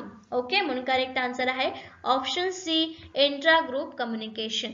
ठीक आहे, नेक्स्ट क्वेश्चन आहे, जर तुम्हाला सर्वसामान्य विद्यार्थ्यांबरोबर दृष्टीहीन विद्यार्थ्यांना शिकवण्याची संधी मिळाली तर तुम्ही वर्गामध्ये दृष्टीहीन विद्यार्थ्यांशी कोणत्या प्रकारचा व्यवहार कराल? ठीक आहे, मला वाटतं क्वेश्चन पण आला होता. If you had the opportunity to teach visually impaired students along with the regular students, how would you deal with the visually impaired students in a classroom? ठीक आहे, दृष्टीहीन विद्यार्थ्यांकडे अतिरिक्त लक्ष देणार नाही कारण त्यामुळे सर्वसामान्य विद्यार्थ्यांचे नुकसान होऊ शकते. वर्गात सहानुभूतीने त्यांची देखरेख कराल. तुम्ही असा विचार कराल की दृष्टीहीनता हे त्या विद्यार्थ्यांचे नशीब आहे व त्यासंबंधी तुम्ही काहीही करू शकत नाही. आणि चौथा ऑप्शन आहे, दृष्टीहीन विद्यार्थ्यांना पुढील रांगेत बसवण्याची व्यवस्था कराल व त्याला सोयीस्कर वाटेल अशा गतीने शिकवण्याचा प्रयत्न करा. आता यापैकी सगळ्यात योग्य वर्तन कोणतं आहे शिक्षकाचं, ते आपलं करेक्ट आन्सर असणार आहे. तर याचं करेक्ट आन्सर आहे ऑप्शन 4. ठीक आहे, लक्ष न देणं किंवा सहानुभूतीने देखरेख करणं किंवा बाकीच्यांचं नुकसान होऊ नये किंवा त्या व्यक्तीला फक्त नशीब आहे म्हणून सोडून देणे या नैतिकतेमध्ये बसत नाही. शिक्षकाच्या व्यक्तिमत्वाला ते सूट करत नाही. म्हणून इथे चौथं ऑप्शन करेक्ट आहे की त्या विद्यार्थ्याला सोयीस्कर वाटेल अशा पद्धतीने, अशा गतीने शिकवायचं आणि त्याला पुढे बसवण्याची सोय करायची, जेणेकरून जर त्याला कळलं नाही, समजलं नाही तर तो विचारू शकतो. ठीक आहे, पुढचा प्रश्न आहे, पुढीलपैकी कोणते चांगल्या संपादन चाचणीचे वैशिष्ट्य आहे? अचीवमेंट टेस्टचं वैशिष्ट्य नाही विचारले. ठीक आहे, क्वेश्चन नीट वाचला आपण तर आपले मार्क्स मिस होत नाहीत. बरेच वेळेस परीक्षेमध्ये ही प्रॉब्लेम होतो की आपण क्वेश्चन नीट वाचत नाही, आन्सर देऊन टाकतो आणि तिथे मग आपले मार्क्स जातात. तर बघा, खालीलपैकी कोणत्या चांगले संपादन चाचणीचे वैशिष्ट्य नाही? Which of the following is not characteristics of good achievement test? Option आहे विश्वसनीयता, वस्तुनिष्ठता, अस्पष्टता आणि वैधता. याचं करेक्ट आन्सर आहे ऑप्शन 3, अस्पष्टता. ठीक आहे, विश्वसनीयता असू दे, वस्तुनिष्ठता असू दे आणि वैधता असू दे, हे याच्यावरून आपल्याला काहीतरी अचीवमेंट स्टुडंटनी केलेली आहे हे दिसून येतं. ठीक आहे, किंवा टीचरनी संपादन केलेले हे दिसून येतं. पण अस्पष्टता, ठीक आहे, याच्यावरून कुठलीही अचीवमेंट दिसून येत नाही. ओके ओके, नेक्स्ट क्वेश्चन आहे, एका चांगल्या दृष्टीने फलक लेखन करण्याची चांगली पद्धती कोणती आहे? एका चांगल्या शिक्षकाच्या दृष्टीने. ठीक आहे, ऑप्शन आहे वर्ग अध्यापनात फलक लेखन वेगाने व शक्य तेवढे स्पष्ट करावे. सर्वप्रथम पाठ्य आशय फलकावर लिहिणे व नंतर विद्यार्थ्यांना वाचायला सांगणे. सर्वप्रथम विद्यार्थ्यांना प्रश्न विचारणे व त्यांनी सांगितलेली उत्तरे फलकावर लिहिणे. अध्यापन करत असताना महत्त्वपूर्ण मुद्दे शक्य तितक्या स्पष्ट भाषेत फलकावर लिहिणे. ठीक आहे, याच्यामधलं कुठला आन्सर करेक्ट आहे? याचं करेक्ट आन्सर आहे ऑप्शन 4. ठीक आहे, फलक वेगाने लिहिणे किंवा आशय फलकावर लिहून विद्यार्थ्यांना वाचायला सांगणं किंवा प्रश्न विचारून ते फलकावर लिहिणं, याच्यापेक्षा जो चांगला मार्ग आहे तो म्हणजे अध्यापन करत असताना महत्त्वपूर्ण मुद्दे शक्य तितक्या स्पष्ट भाषेत फलकावर लिहिणे. जसं की एखादा मोठा चॅप्टर असेल, त्याचा मोठा पॅराग्राफ असेल, त्याचा आशय 1 ते 2 ते 3 शब्दामध्ये मुद्दे सूटपणे फलकावर मांडलं, हे तिथे करेक्ट आहे. म्हणून चांगल्या शिक्षकाच्या दृष्टीने ऑप्शन 4 इथे करेक्ट आहे. ओके,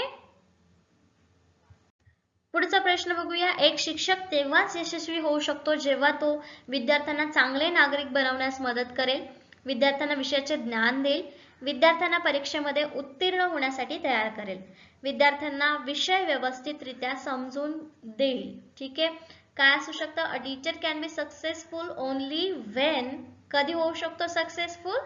याचं करेक्ट आन्सर आहे ऑप्शन 4. ठीक आहे, a teacher can be successful Wien, विद्यार्थ्यांना एकच शिक्षक जेव्हा यशस्वी होऊ शकतो जेव्हा तो विद्यार्थ्यांना विषय व्यवस्थितरित्या समजून दे. ठीक आहे, विद्यार्थ्यांना नागरिक बनवण्यास मदत करण्यापेक्षा किंवा ज्ञान देण्यापेक्षा तो व्यवस्थितरित्या विषय समजलेला असेल त्यावेळेस तो शिक्षक यशस्वी म्हटला जाईल. ठीक आहे, नेक्स्ट क्वेश्चन आहे, अध्यापनाचा गतिशील दृष्टिकोन म्हणजे काय? A dynamic approach to teaching is, option आहे अध्यापन प्रभावी आणि परिणामकारक असणे, अध्यापन उत्साहवर्धक व गतिशील असणे, अध्यापन स्थितिशील न राहता गतिशील राहणे, विद्यार्थ्यांना कृतीच्या माध्यमातून शिकण्यात प्रेरित करणे. त्याचा करेक्ट आन्सर आहे ऑप्शन 4, विद्यार्थ्यांना कृतीच्या माध्यमातून शिकण्यास प्रयत्न करणे. म्हणजे स्वतः जेव्हा ऍक्टिव्हिटी करतो त्यावेळेस त्यांना जास्त चांगलं आकलन होतं, त्यामुळे ऑप्शन 4 इथे करेक्ट आहे. ओके, नेक्स्ट क्वेश्चन आहे, पुस्तक वापरून उत्तरे लिहिण्याचा चाचण्यांची शिफारस करण्याचे प्रमुख कारण काय आहे? ठीक आहे, तुम्हाला माहिती आहे ओपन बुक टेस्ट होते, ते करण्याचं रिझन काय आहे ते विचारलेलं आहे. ऑप्शन आहे त्याच्यामुळे परीक्षांमधील गैरव्यवहार कमी होतात, विद्यार्थ्यांना परीक्षेच्या तयारीसाठी वेळ घालवावा लागत नाही, त्यामुळे यांत्रिक स्मरणावर भर कमी होते व परीक्षेच्या वेळी विद्यार्थी निश्चित असतात. तर याच्यात करेक्ट आन्सर आहे ऑप्शन 3, त्यांच्यामुळे यांत्रिक स्मरणावरील भर कमी होतं. म्हणजे जे पाठांतर करून येणं किंवा घोकमपट्टी करणं हे ज्या गोष्टी आहेत त्या याच्यात कमी होतात, त्यासाठी पुस्तके वापरून लिहिण्याची चाचणी शिफारस म्हणजे एक्झाम ओपन बुक टेस्ट जी आहे ती अंमलात आणली किंवा शिफारस केली. ओके, नेक्स्ट क्वेश्चन आहे, अध्यापनात आंतरजालाचा सर्वोत्तम उपयोग कोणता? ठीक आहे, इंटरनेटचा उपयोग या दिलेल्या ऑप्शन्स पैकी कशामध्ये चांगला होऊ शकतो? एक आहे दृकश्राव्य माध्यमातून आशय सादर करण्यासाठी, अत्याधुनिक माहिती पुरवण्यासाठी, शिक्षकाचा वेळ व श्रम वाचवण्यासाठी, अध्यापन आंतरक्रियात्मक करण्यासाठी. सो याचं करेक्ट आन्सर आहे ऑप्शन 2, अत्याधुनिक माहिती पुरवण्यासाठी. आपल्याला माहिती आहे आपण इंटरनेटचा वापर कशासाठी करतो? अप टू डेट इन्फॉर्मेशन मिळवण्यासाठी, राईट? म्हणून इथे करेक्ट आन्सर आहे ऑप्शन 2. ठीक आहे, नेक्स्ट क्वेश्चन आहे, अध्ययनाबाबतची सर्वात अलीकडे स्वीकारलेली विचारधारा म्हणजे अध्ययन करता हा काय आहे? The most recently accepted ideology of learning is that the learner is, learner काय आहे? ज्ञानाचा रचयिता आहे, ज्ञानाचा स्वीकारक आहे, ज्ञानाचा उपभोक्ता आहे की ज्ञानाचा संकलक आहे? करेक्ट आन्सर आहे ऑप्शन ए किंवा फर्स्ट, ज्ञानाचा रचयिता आहे. ठीक आहे, तो ज्ञान रचतो म्हणजे नवीन नवीन ज्ञान आत्मसात करतो, राईट? ओके, नेक्स्ट क्वेश्चन आहे, अभ्यासक्रमात प्रात्यक्षिक कार्य समाविष्ट करण्याचा प्रमुख हेतू म्हणजे सैद्धांतिक भागावरील अतिरिक्त भर कमी करणे, विद्यार्थ्यांच्या विविध कौशल्याचा विकास करणे, विद्यार्थ्यांना परीक्षेत अधिक गुण मिळवण्यास मदत करणे आणि विद्यार्थ्यांना वर्षभर गुंतवून ठेवणे. प्रात्यक्षिक कार्य समाविष्ट करण्याचा हेतू म्हणजे जे तुम्ही प्रयोगशाळेत काम करता किंवा हे जी कामं करता म्हणजे प्रॅक्टिकल्स जे तुम्हाला करून घेतले जातात त्याचा मेन उद्देश काय असतो? तर त्याचा करेक्ट आन्सर आहे ऑप्शन 2, तुमच्या कौशल्याचा विकास करणं. विद्यार्थ्यांचा कौशल्याचा विकास करण्यासाठी ही प्रात्यक्षिके घेतली जातात. ठीक आहे, कुठलाही सैद्धांतिक भार कमी करणं किंवा गुण जास्त मिळावे किंवा गोंधळून ठेवण्यासाठी हे. स्वतःचा पहिला प्रश्न आहे, विद्यार्थ्यांना कोणत्या परिस्थितीत बुद्धिमंथन ब्रेनस्टॉर्मिंग सर्वाधिक उपयुक्त ठरते? ठीक आहे, एक गणितातील अवघड समस्या सोडवण्यासाठी, 2 एखाद्या ऐतिहासिक व्यक्तीचे विविध गुणधर्म शोधण्यासाठी, खुनाच्या रहस्यकथेतील अपराधाबाबत अंदाज व्यक्त करण्यासाठी आणि पाण्याचा अपव्यय कमी करण्यासाठी. कल्पना शोधताना दिलेल्या ऑप्शन्स पैकी सगळ्यात जास्त ब्रेनस्टॉर्मिंग कोणत्या गोष्टीसाठी होऊ शकतं? तर करेक्ट आन्सर आहे ऑप्शन 4, पाण्याचा अपव्यय कमी करण्यासाठी, कल्पना शोधण्यासाठी. म्हणजेच बुद्धीचा विचार सगळ्यात जास्त कधी करावा लागेल? तर तुम्हाला नवीन कल्पना शोधण्यासाठी किंवा एखादी समस्येवरती उपाय शोधण्यासाठी तिथे तुम्हाला जास्त बुद्धिमंथन करावं लागेल. राईट, बुद्धीचा वापर किंवा बुद्धीचा एक्सरसाइज ज्याला आपण म्हणतो ब्रेनस्टॉर्मिंग, तो इथे करावा लागेल. ओके, नेक्स्ट क्वेश्चन आहे संगणक सहाय्यित सादरीकरणाबाबत खालीलपैकी कोणते विधान असत्य आहे. Okay, which of the statement about computer aided presentation is false. कम्प्युटरशी रिलेटेड कुठलं स्टेटमेंट जे आहे ते असत्य आहे ते इथे सांगायचं आहे. ठीक आहे, फर्स्ट ऑप्शन आहे विद्यार्थ्याकडे अधिक लक्ष देण्यासाठी शिक्षकांना वेळ मिळू शकतो. विद्यार्थी निष्क्रिय अध्ययन करता होतो. याचे विकसन शिक्षक करू शकतो. यातून विद्यार्थ्याच्या अंतःक्रियांना वाव मिळतो. काय होऊ शकतं याच्यातलं असत्य स्टेटमेंट कुठलं असू शकतं. याचा करेक्ट आन्सर आहे ऑप्शन 2, विद्यार्थी निष्क्रिय अध्ययन करता होतो. कारण संगणकामुळे विद्यार्थ्याला आणखीन चालना मिळते, तो निष्क्रिय होत नाही तर सक्रिय होतो, नवीन नवीन गोष्टी त्याच्यातून शिकतो. ठीक आहे, म्हणून ऑप्शन 2 किंवा ऑप्शन 2 इथे बरोबर आहे. The students become a passive learner. Okay, पुढचा प्रश्न आहे शिक्षकांनी वर्गात एका पाठ्य घटकाचे अध्यापन करून त्यावर आधारित प्रश्न विचारले असता विद्यार्थ्यांना उत्तरे आली नाहीत. याचा अर्थ काय. एक शिक्षकांनी वर्गामध्ये चॅप्टर शिकवला अख्खा आणि त्याच्यावरचे क्वेश्चन विचारले तर ते स्टुडंट्सला आले नाही असा प्रश्न आहे, तर याचा अर्थ काय. ऑप्शन ए, शिक्षकांनी अध्यापनात तंत्रज्ञानाचा वापर केला नाही. शिक्षकांनी विद्यार्थ्यांच्या आकलन पद्धतीनुसार अध्यापन केले नाही. विद्यार्थ्यांच्या मानसिक वयानुसार तो घटक अवघड होता. विद्यार्थ्यांना शिक्षकांचे अध्यापन आवडत नसेल. काय आन्सर असू शकेल याचा. 2.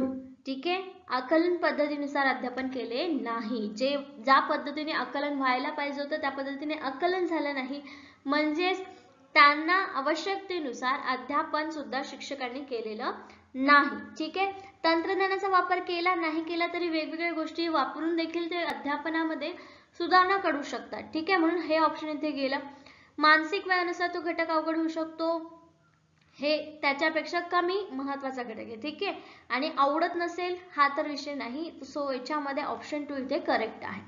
ओके, पुढचा प्रश्न आहे शिक्षकांनी विचारलेल्या खालीलपैकी कोणता प्रश्न हा मुक्त स्वरूपाचा आहे. Which of the following question asked by the teacher is open ended. ठीक आहे, ऑप्शन 1 आहे 10चा घन सांगा. शिवाजी महाराजांनी सर्वप्रथम कोणता किल्ला जिंकला.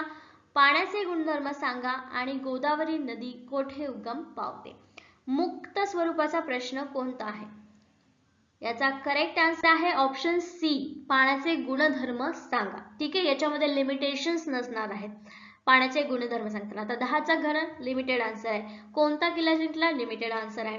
गोदावरी नदी कुठे उगम पावते लिमिटेड आन्सर आहे. पण पाण्याचे गुणधर्म हा एक नसून अनेक असू शकतात, म्हणजे याचे वेगवेगळे आन्सर्स असू शकतात. सो विद्यार्थी काय करू शकतात, याच्यातले करेक्ट आन्सर पैकी 10 आन्सर देऊ शकतात, 3 आन्सर देऊ शकतात, 2 आन्सर देऊ शकतात.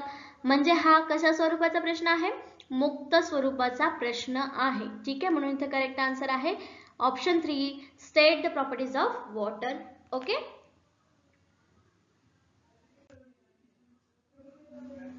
ओके, पुढचा प्रश्न आहे खालील प्रश्न वाचा.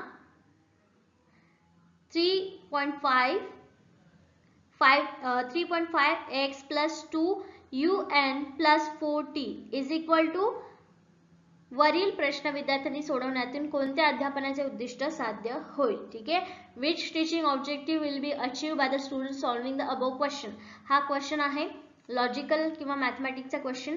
तो सोडवण्यातून विद्यार्थ्यांचं कोणतं उद्दिष्ट साध्य होईल. ऑप्शन ए, नॉलेज, कॉम्प्रिहेन्शन, उपाययोजन अँड विश्लेषण. करेक्ट आन्सर असणार आहे 4, विश्लेषण. काय करायचंय, ह्याला सॉल्व्ह करून करेक्ट आन्सर सांगायचा, म्हणजेच काय करायचं, विश्लेषण करायचं आहे या दिलेल्या प्रश्नाचं. ओके, म्हणून करेक्ट आन्सर आहे 4, अनालिसिस. ओके, ठीक आहे, पुढचा प्रश्न आहे खालीलपैकी अध्यापनातील कोणत्या बाबींचे शैक्षणिक मूल्य खालीलपैकी अध्यापनातील कोणत्या बाबींचे शैक्षणिक मूल्य तुलनात्मक दृष्ट्या कमी आहे. ठीक आहे, प्रश्न पहिला, गणितीय सूत्र सांगणे. विद्यार्थ्याला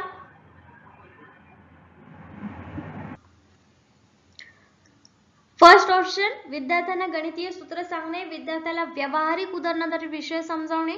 संकल्पना समजावण्यासाठी अध्यापनात प्रतिकृतीचा वापर करणे आणि प्रयोगशाळेचा वापर करून विद्यार्थ्यांना शिकण्याची संधी देणे. ठीक आहे, तुलनात्मक दृष्ट्या शैक्षणिक मूल्य कमी असलेला ऑप्शन कोणता आहे? सो याचे करेक्ट आन्सर आहे ऑप्शन ए, विद्यार्थ्याला गणितीय सूत्र सांगणे. फक्त सूत्रानुसार ते सॉल्व्ह करणं म्हणजे लिमिटेड इथे गोष्ट झाली. ठीक आहे, मूल्यमापन करताना. सो त्यामुळे दिलेल्या ऑप्शन्स मध्ये हा जो ऑप्शन आहे तो कमी महत्वाचा आहे असं आपण म्हणू शकतो मूल्यांकन करताना. ओके, पुढचा प्रश्न आहे, विद्यार्थी विज्ञानाचे प्रश्न सोडवत असताना चुका करतो. कारण काय असू शकतं विद्यार्थी या प्रश्नांची उत्तरं सोडवत असताना? ऑप्शन ए, विद्यार्थ्यांचा आर्थिक व सामाजिक स्तर शिक्षणाला प्रभावित करतो. विज्ञानाच्या संकल्पना विद्यार्थ्यांना चांगल्या समजलेल्या नाहीत. विद्यार्थी विज्ञानाचे पाठ्यपुस्तक वाचत नाही. विद्यार्थ्याला स्वाध्याय कार्य दिले जात नाही. कशामुळे चुका होऊ शकतात विज्ञानाचे प्रश्न सोडवताना? याचा करेक्ट आन्सर आहे ऑप्शन बी, विज्ञानाच्या संकल्पना विद्यार्थ्यांना समजलेल्या नाहीत. जेव्हा संकल्पना समजतील तेव्हा विद्यार्थी बरोबर आन्सर्स देतील. राईट. पुढचा प्रश्न आहे, विद्यार्थ्यांमध्ये तार्किक व चिंतन कौशल्याचा विकास करण्यासाठी शिक्षकाने काय करावे? कौशल्य विकास करण्यासाठी. ओके, ऑप्शन ए, विद्यार्थ्याला विशेष प्रशिक्षण दिलं पाहिजे. पाठ्यपुस्तकाचे पुनर्लेखन केले पाहिजे. विद्यार्थ्यांना नियमित स्वाध्याय देणे. विषय संकल्पना जीवनाशी जोडणे व विद्यार्थ्यांमध्ये चर्चा घडवून आणणे. काय करू शकतात यापैकी? करेक्ट आन्सर आहे ऑप्शन 4. ठीक आहे, कारण विशेष प्रशिक्षण देणं शक्य नाही. ठीक आहे, किंवा शक्य असू शकतं पण त्यातून तेवढा फायदा होणार नाही. पाठ्यपुस्तकांचं पुनर्लेखन करून त्याचा काय फायदा होणार आहे का? नाही. परत ते समजेलच असं नाही. त्यानंतर विद्यार्थ्यांना नेहमीच स्वाध्याय दिलं ते करणं म्हणजे त्यांचा कौशल्याचा विकास होणार आहे का? नाही. म्हणून 4 ऑप्शन इथे करेक्ट आहे, जिथे जीवनाशी जोडून त्यांना चर्चेमध्ये सहभागी करून घेणे म्हणजे त्यांचा पण काय दृष्टिकोन आहे त्या पर्टिक्युलर सब्जेक्ट विषयी ते समजतात. ओके, म्हणजेच काय होतं त्यांचं तार्किक व चिंतन एकाग्र होतं. ठीक आहे. पुढचा प्रश्न आहे, शिक्षकाने अध्यापन करताना खालीलपैकी कोणत्या बाबीकडे दुर्लक्ष करावे? दिलेले ऑप्शन्स आहेत, विषयाची जीवनाशी सांगड घालणे, विद्यार्थ्यांची संकल्पनात्मक पातळी जाणणे, विद्यार्थ्यांचा सामाजिक वर्ग गट जाणणे, विद्यार्थ्यांना अध्यापनात सहभागी करणे. करेक्ट आन्सर काय असेल? सो याचं करेक्ट आन्सर असणार आहे ऑप्शन सी, ऑप्शन 3, विद्यार्थ्यांना सामाजिक वर्ग व गट जाणणे. हे काय करावं लागेल? दुर्लक्षित करावं लागेल. लक्षित नाही, इथे काय सांगेल आपल्याला? दुर्लक्षित करावं लागेल. जीवनाशी सांगड घालणे चांगलं आहे, विद्यार्थ्यांना लवकर संपेल. त्याच्यानंतर संकल्पनांची पातळी जाणून त्यांना समजावून सांगणं हे पण गरजेचं आहे. आणि सहभागी करून घेणं ही पण चांगली गोष्ट आहे आणि ते करायला पाहिजे अध्यापनामध्ये शिक्षकांनी. ठीक आहे, फक्त ही गोष्ट नाही केली तर अध्यापन चांगलं होऊ शकतं. म्हणजेच काय करावं लागेल? याच्याकडे दुर्लक्ष करावं लागेल. म्हणून ऑप्शन 3 इथे काय आहे? करेक्ट आहे. नोविंग the social class and group of the students. Okay, पुढचा प्रश्न आहे, अध्यापनातील संकल्पना विद्यार्थ्यांना समजण्यासाठी त्यांच्याकडून प्रतिकृती तयार करून घेणे हे स्वरूपाचे कौशल्य विकसित करते. कोणत्या प्रकारचं स्वरूपाचं कौशल्य विकसित करते? ऑप्शन ए, ज्ञानात्मक, 2 भावनात्मक, 3 क्रियात्मक, 4 आध्यात्मिक. करेक्ट आन्सर असणार आहे ऑप्शन 3. ज्ञान वाढवेल की नाही प्रतिकृती सांगेल, म्हणजे ज्ञान तर वाढणारच आहे पण तेवढा प्रभाव नाही पडणार. भावनात्मक आणि अध्यात्मक याच्यामध्ये प्रतिकृतीचा कुठल्याही प्रकारचा संबंध येणार नाही. पण क्रिया, ठीक आहे, तुम्ही क्रिया करताय त्याच्यातून तुम्हाला नॉलेज येईल म्हणून हे क्रियात्मक प्रकारचं कौशल्य आहे. ठीक आहे, नॉलेज विचारायचं ज्ञानात्मक म्हटलं असतं पण कौशल्य विचारलंय तर क्रियात्मक प्रकारचं कौशल्य आहे. ओके, म्हणून ऑप्शन 3 येते करेक्ट आहे. ओके, नेक्स्ट क्वेश्चन, अध्यापनातील विविध संकल्पना परस्परांना जोडण्यासाठी खालीलपैकी कोणती पद्धती पूरक ठरते? Which of the following method is complementary to connect a different concept in teaching? Option A, संश्लेषण पद्धती, विश्लेषण पद्धती, व्याख्यान पद्धती आणि कथन पद्धती. ठीक आहे, संकल्पना परस्पर जोडण्यासाठी करेक्ट आन्सर आहे ऑप्शन ए, संश्लेषण पद्धती, मेथड ऑफ सिंथेसिस कॉम्बिनेशन. ठीक आहे, 2 वेगवेगळ्या संकल्पना जोडायच्या, आधीची जी इन्फॉर्मेशन आपल्याकडे आहे त्याला जोडून आपण नवीन संकल्पनेचा अभ्यास करायचा किंवा त्याला लक्षात ठेवायची, याला काय म्हणू शकतो आपण? संश्लेषण पद्धती, संयोजन. ठीक आहे, नेक्स्ट क्वेश्चन आहे, शिक्षकाच्या अध्यापनाच्या उद्दिष्टासंदर्भात खालीलपैकी कोणते विधान चुकीचं आहे? ओके, चुकीचे विधान याच्यात ओळखायचं आहे. पहिलं आहे, अध्यापन उद्दिष्टे शैक्षणिक ध्येयांवर अवलंबून असतात. उद्दिष्टे अध्यापनाची व्यावहारिक जीवनाशी सांगड घालण्यास उपयुक्त ठरतात. अध्यापन उद्दिष्टे ही तात्कालिक व संकुचित स्वरूपाची असतात. उद्दिष्टे ही तात्विक व मनोवैज्ञानिक स्वरूपाची असतात. कोणतं विधान चुकीचं आहे? अध्यापनाची उद्दिष्टे सांगितलेलं आहे, त्याचं करेक्ट आन्सर आहे ऑप्शन सी. अध्यापन उद्दिष्टे तात्कालिक व संकुचित स्वरूपाची असतात.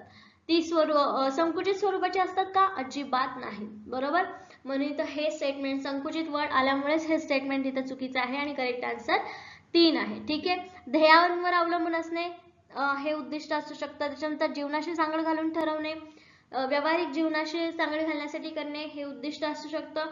त्याच्यानंतर तात्विक असू शकतात पण तात्कालिक असू शकत नाही, म्हणून ऑप्शन 3 करेक्ट आहे या क्वेश्चनचा आन्सर. ओके, नेक्स्ट क्वेश्चन आहे, राष्ट्रीय अभ्यासक्रम आराखड्यानुसार सर्वच विषयाचे अध्यापन डॅश डॅश असावे. कसं असावं? ऑप्शन ए शिक्षक केंद्रित, माध्यम केंद्रित, बाल केंद्रित आणि अभ्यासक्रम केंद्रित. याचं करेक्ट आन्सर आहे ऑप्शन सी, बाल केंद्रित, चाइल्ड सेंटर. ज्या व्यक्तीला आपण शिकवणार आहोत त्याच्यावरती ते सेंटर्ड असलं पाहिजे. त्याला विचारात घेऊन आपण जे शिकवणार आहोत, अध्यापन करणार आहोत, हे अध्यापन केलं पाहिजे. म्हणून तर करेक्ट आन्सर काय आहे? Option C. ना शिक्षक केंद्रित, ना माध्यम केंद्रित आणि ना अभ्यास केंद्रित. Okay, C correct answer. Next question आहे, शिक्षकाकडे खालीलपैकी कोणते गुण असावे. आता हे कोणते गुण असावे त्याची लिस्ट दिलेली आहे आणि खाली त्याचा कोड दिलेला आहे. ठीक आहे, विषयाची अभिरुची, बाल मानसशास्त्रज्ञांचे ज्ञान, अध्यापन कौशल्य, भेदभावात्मक वर्तन. ठीक आहे, आता भेदभावात्मक वर्तन आवश्यकता आहे का? नाही. म्हणजे आता हे 3 काय आहे? अध्यापन कौशल्य असावं, विषयाची अभिरुची असावी आणि बाल मानसशास्त्रज्ञाचे ज्ञान. हे जर आपण बघितलं तर आन्सर काय येणार आहे? अ, ब, क. ठीक आहे, म्हणजे हा आपण काढून टाकला पॉइंट आणि फक्त हे 3 घेतले आणि करेक्ट आन्सर आपलं काय आलेलं आहे? 1 आलेलं आहे. ठीक आहे, अशा प्रकारचे क्वेश्चन येतात तेव्हा या लिस्ट मधून नको असलेले विषय काढल्यानंतर आपल्याला बरोबर आन्सर मिळतं. ओके, फर्स्ट क्वेश्चन आहे आजचा, विद्यार्थ्याची विचार करण्याची पद्धती जाणण्यासाठी शिक्षकाने कोणता प्रभावी मार्ग वापरावा. What effective method should be teacher use to understand the students way of thinking. प्रश्न ऑप्शन आहे, विद्यार्थ्यावर सतत लक्ष ठेवून राहणे, विद्यार्थ्याला विविध प्रश्न विचारणे, विद्यार्थ्याला मानसशास्त्रज्ञाकडे नेणे, विद्यार्थ्याच्या पालकाशी संवाद साधणे. पालकांशी संवाद साधून विद्यार्थ्याची विचारसरणी कळेल का? नाही. किंवा मानसशास्त्रज्ञाकडे नेले तरी सुद्धा त्याचे विचार समजतील का? एखाद्या वेळेस मानसशास्त्रज्ञाची स्थिती समजू शकते पण विचार समजणार नाही. ठीक आहे, त्याच्यानंतर विद्यार्थ्यांवर सतत लक्ष ठेवून राहणे ही योग्य पद्धत नाही. मग करेक्ट आन्सर काय आहे? ऑप्शन 2, विद्यार्थ्याला विविध प्रश्न विचारून त्यांची विचार करण्याची पद्धती आपण शोधू शकतो, म्हणून ऑप्शन 2 इथे करेक्ट आहे. ओके, पुढचा प्रश्न आहे, पहा, ऐका, कृती करा व समजावून घ्या या बाबींवर आधारित अध्यापनाची कोणती पद्धती आहे. ऐकायचं, कृती करायची, पाहायचं पहिले, त्याच्यानंतर ह्या सगळ्या गोष्टी ज्या आहेत ते कोणत्या अध्यापन पद्धतीमध्ये समाविष्ट आहे. ऑप्शन ए प्रयोगशाळा पद्धती, क्रीडन पद्धती, प्रकल्प पद्धती आणि वरील सर्व. बघा, प्रयोगशाळेमध्ये आणि क्रीडन पद्धतीमध्ये आणि प्रकल्प पद्धतीमध्ये तिघांमध्येही तुम्हाला स्वतः काम करायचं असतं.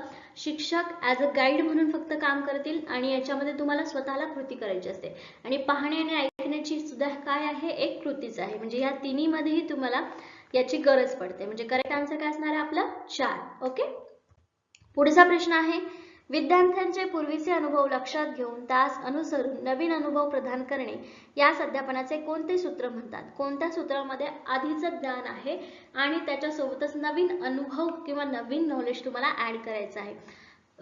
ऑप्शन ए ज्ञाताकडून अज्ञाताकडे, सोप्याकडून कठीणाकडे, विशिष्टाकडून सामान्याकडे आणि पृथक्करणाकडून संश्लेषणाकडे. सो याचं करेक्ट आन्सर आहे ऑप्शन ए ज्ञाताकडून अज्ञाताकडे. आधीचे अनुभव म्हणजे ज्ञान आणि नंतरचे नवीन अनुभव हे अज्ञात असतात. सो ज्ञाताकडून अज्ञाताकडे हे करेक्ट आन्सर आहे. ओके, पुढचा प्रश्न आहे, शिक्षकाला अध्यापनात मूर्त स्वरूपाची उदाहरणे द्यावी लागतात. मूर्त उदाहरण म्हणजे काय? A teacher has to give a tangible example in teaching. A concrete example is option A दाखवता न येणारी बाब, कल्पनाशील बाब, गुंतागुंतीची बाब, प्रत्यक्ष स्वरूपात दाखवता येतील व समजावून सांगता येणारी बा. करेक्ट आन्सर आहे ऑफकोर्स 4. ठीक आहे. बाकीच्या गोष्टींमध्ये तुम्हाला मूर्त स्वरूप कुठे दिसतंय का? नाही. मूर्त म्हणजे अशी गोष्ट जी दिसते डोळ्यांना. ठीक आहे. मग याच्यामध्ये स्वरूपात दाखवता येणे आणि समजावून सांगता येणारी बाब म्हणजे ऑप्शन 4 इथे करेक्ट आहे. ओके. पुढचा प्रश्न आहे, शिक्षक विविध गोल वस्तू दाखवून गोल ही संकल्पना समजावून सांगत असतील तर त्यात अध्यापनाचे कोणते सूत्र वापरले गेलेले आहे? If teacher was explaining a concept of round by showing various round objects, what teaching formula was used in it? Okay. Option आहे मूर्ताकडून अमूर्ताकडे, विशिष्टकडून सामान्यकडे, सोप्याकडून कठीणाकडे आणि पूर्णाकडून अंशाकडे. सो याचा करेक्ट आन्सर आहे ऑप्शन ए मूर्ताकडून अमूर्ताकडे. कसं आहे, गोल वस्तू ऑलरेडी आहे आणि ती तुम्हाला दुसऱ्यांना सांगतात की गोल वस्तू म्हणजे अशी वस्तू, राईट. म्हणजे ज्यांना माहिती नाहीये गोल वस्तू कशी असते त्यांना ती दिसते, म्हणजेच काय मूर्ताकडून अमूर्ताकडे. म्हणून इथे करेक्ट आन्सर आहे फर्स्ट. ठीक आहे. Tangible to abstract. ओके.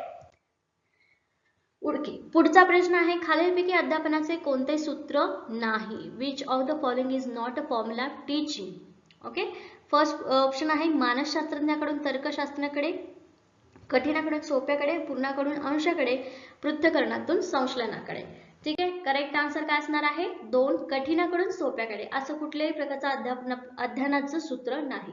तुम्ही आधी सोपं शिकाल, त्याच्यानंतर कठीण शिकाल किंवा कठीण शिकाल किंवा सोपं शिकाल.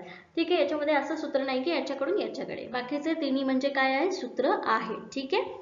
लक्षात येत आहे? ओके. पुढचा प्रश्न आहे, घटकाचा मुख्य गाभा विद्यार्थ्यांसमोर ठेवून नंतर त्याचे लहान लहान पाठ्यघटकात वर्गीकरण करून शिकवणे यास अध्यापनाचे कोणते सूत्र म्हणतात? Keeping the main core of subject in front of students and then classifying it into smaller subtopics is called which method of teaching? Option A पूर्णाकडून अंशाकडे, सोप्याकडून कठीणाकडे, मानसशास्त्राकडून तर्कशास्त्राकडे आणि मूर्ताकडून अमूर्ताकडे. बघा लक्षात घ्या, मोठा आहे, पूर्ण आहे आणि त्याच्यानंतर लहान लहान तुकडे केलेले आहेत. मग कोणत्या प्रकारचं सूत्र इथे वापरलेलं आहे? 1. करेक्ट आन्सर आहे 1. पूर्णाकडून अंशाकडे. प्रश्नामध्ये दिलेला मुख्य गाभा म्हणजे गोल आणि त्याच्यानंतर छोटे छोटे पीस केलेत म्हणजे अंश केले. ठीक आहे. म्हणून ऑप्शन ए इथे करेक्ट आहे. Get it. पुढचा प्रश्न आहे, विद्यार्थ्यांचे वय, परिपक्वता, बुद्धिमत्ता, व्यक्तिभेद इत्यादी बाबींचा विचार करून त्यांच्यातील तार्किक क्षमताचा विकास करण्यासाठी शिक्षकांना कोणते अध्यापन सूत्र मदत करते? एक ऑप्शन सामान्यकडून विशेषाकडे, सोप्याकडून कठीणाकडे, मानसशास्त्राकडून तर्कशास्त्राकडे आणि ज्ञाताकडून अज्ञाताकडे. सो याचं करेक्ट आन्सर आहे ऑप्शन सी मानसशास्त्राकडून तर्कशास्त्राकडे. आधी मनाचा विचार, बुद्धीचा विचार, त्याच्यानंतर त्याच्या तर्कशास्त्राकडे म्हणजे त्याचं ज्या साईडला मन आहे किंवा ज्याची विचार करण्याची क्षमता आहे तिकडे तर्क त्याचे लावून देणे. ठीक आहे. ही सूत्र त्याच्यात वापरली जातात. म्हणून करेक्ट आन्सर आहे ऑप्शन 3. ओके. पुढचा प्रश्न आहे, गणित विषयातील सूत्रांची तपासणी करण्यासाठी खालीलपैकी कोणती अध्यापन पद्धती उपयुक्त आहे? Which of the following teaching method is useful for checking formulas in mathematics? Okay. First आहे पृथक्करण पद्धती, अवगामी पद्धती, उद्गामी पद्धती आणि स्वसंशोधन पद्धती. करेक्ट आन्सर आहे ऑप्शन 2 अवगामी पद्धती, रेट्रोस्पेक्टिव्ह मेथड. ठीक आहे. ज्याच्यामध्ये तुम्हाला सूत्र आहेत आणि ते चेक करायचे आहेत. ओके. ऑप्शन 2 करेक्ट आहे. नेक्स्ट आहे, खालीलपैकी अध्यापनाची कोणती पद्धती प्रश्न पद्धतीवर आधारित आहे? Which of the following methods of teaching is based on the question method? Question method. Okay. लक्षात घ्या. प्रश्न ऑप्शन आहेत संश्लेषण पद्धती, पृथक्करण पद्धती, स्वयं संशोधन पद्धती आणि व्याख्यान पद्धती. त्याच्यामध्ये व्याख्यान पद्धती पहिलेच गेले कारण इथून स्वतः आपण सांगतो. ठीक आहे. मग करेक्ट आन्सर काय असणार आहे आपला? 2 मेथड ऑफ पृथक्करण. ओके. क्वेश्चन वरती आणि त्याच्यावरती नंतर आपण शोध घ्यायचा. ओके. नेक्स्ट क्वेश्चन आहे, खालीलपैकी अध्यापनाच्या कोणत्या पद्धतीत विद्यार्थी संशोधकाच्या भूमिकेत असतो? संशोधकाच्या भूमिकेत स्टुडंट असणं म्हणजे कोणती अध्यापन पद्धती आहे? In which of the following methods of teaching is the student is the role of teacher, a researcher? Okay. First option आहे दिग्दर्शक पद्धती, संशोधन, स्वसंशोधन पद्धती, स्वयंशोधन पद्धती, अवगामी पद्धती आणि चर्चा पद्धती. तर याच्यामध्ये पण चर्चा पद्धती तर पहिलेच जाईल, राईट. मग करेक्ट आन्सर काय असणार आहे? स्वयंशोधन पद्धती, स्वतः सेल्फ डिस्कवरी मेथड मध्ये संशोधकाच्या भूमिकेमध्ये असणार आहे कोण? Student. Okay. Clear? Okay, next question. खालीलपैकी अध्यापनाच्या कोणत्या पद्धतीत शिक्षकाचे मार्गदर्शन विद्यार्थ्यांसाठी अत्यावश्यक ठरते? In which of the following methods of teaching is teachers guidance essential for students? First आहे चर्चा पद्धती, कथन पद्धती, प्रायोगिक पद्धती आणि स्पष्टीकरण पद्धती. सो याचं करेक्ट आन्सर आहे ऑप्शन 3, प्रायोगिक पद्धती. काय करावं लागतं? प्रयोग करायचा आहे. पण नेमका कशाचा प्रयोग करायचा आहे यासाठी किंवा कुठले कुठले तुम्हाला व्हेरिएबल्स लागणार आहेत प्रयोग करण्यामध्ये, एक्सपेरिमेंट करण्यामध्ये, यासाठी तुम्हाला शिक्षकांचं मार्गदर्शन आवश्यक असतं, राईट. त्याच्यानंतर तुम्ही प्रयोग करता किंवा आधी शिक्षक काहीतरी थेअरी सांगतील आणि त्याच्यानंतर तुम्ही तो प्रयोग करून बघणार आहात. तर त्यासाठी शिक्षकाचं मार्गदर्शन हे आवश्यक असतं एक्सपेरिमेंटल मेथडसाठी. ओके.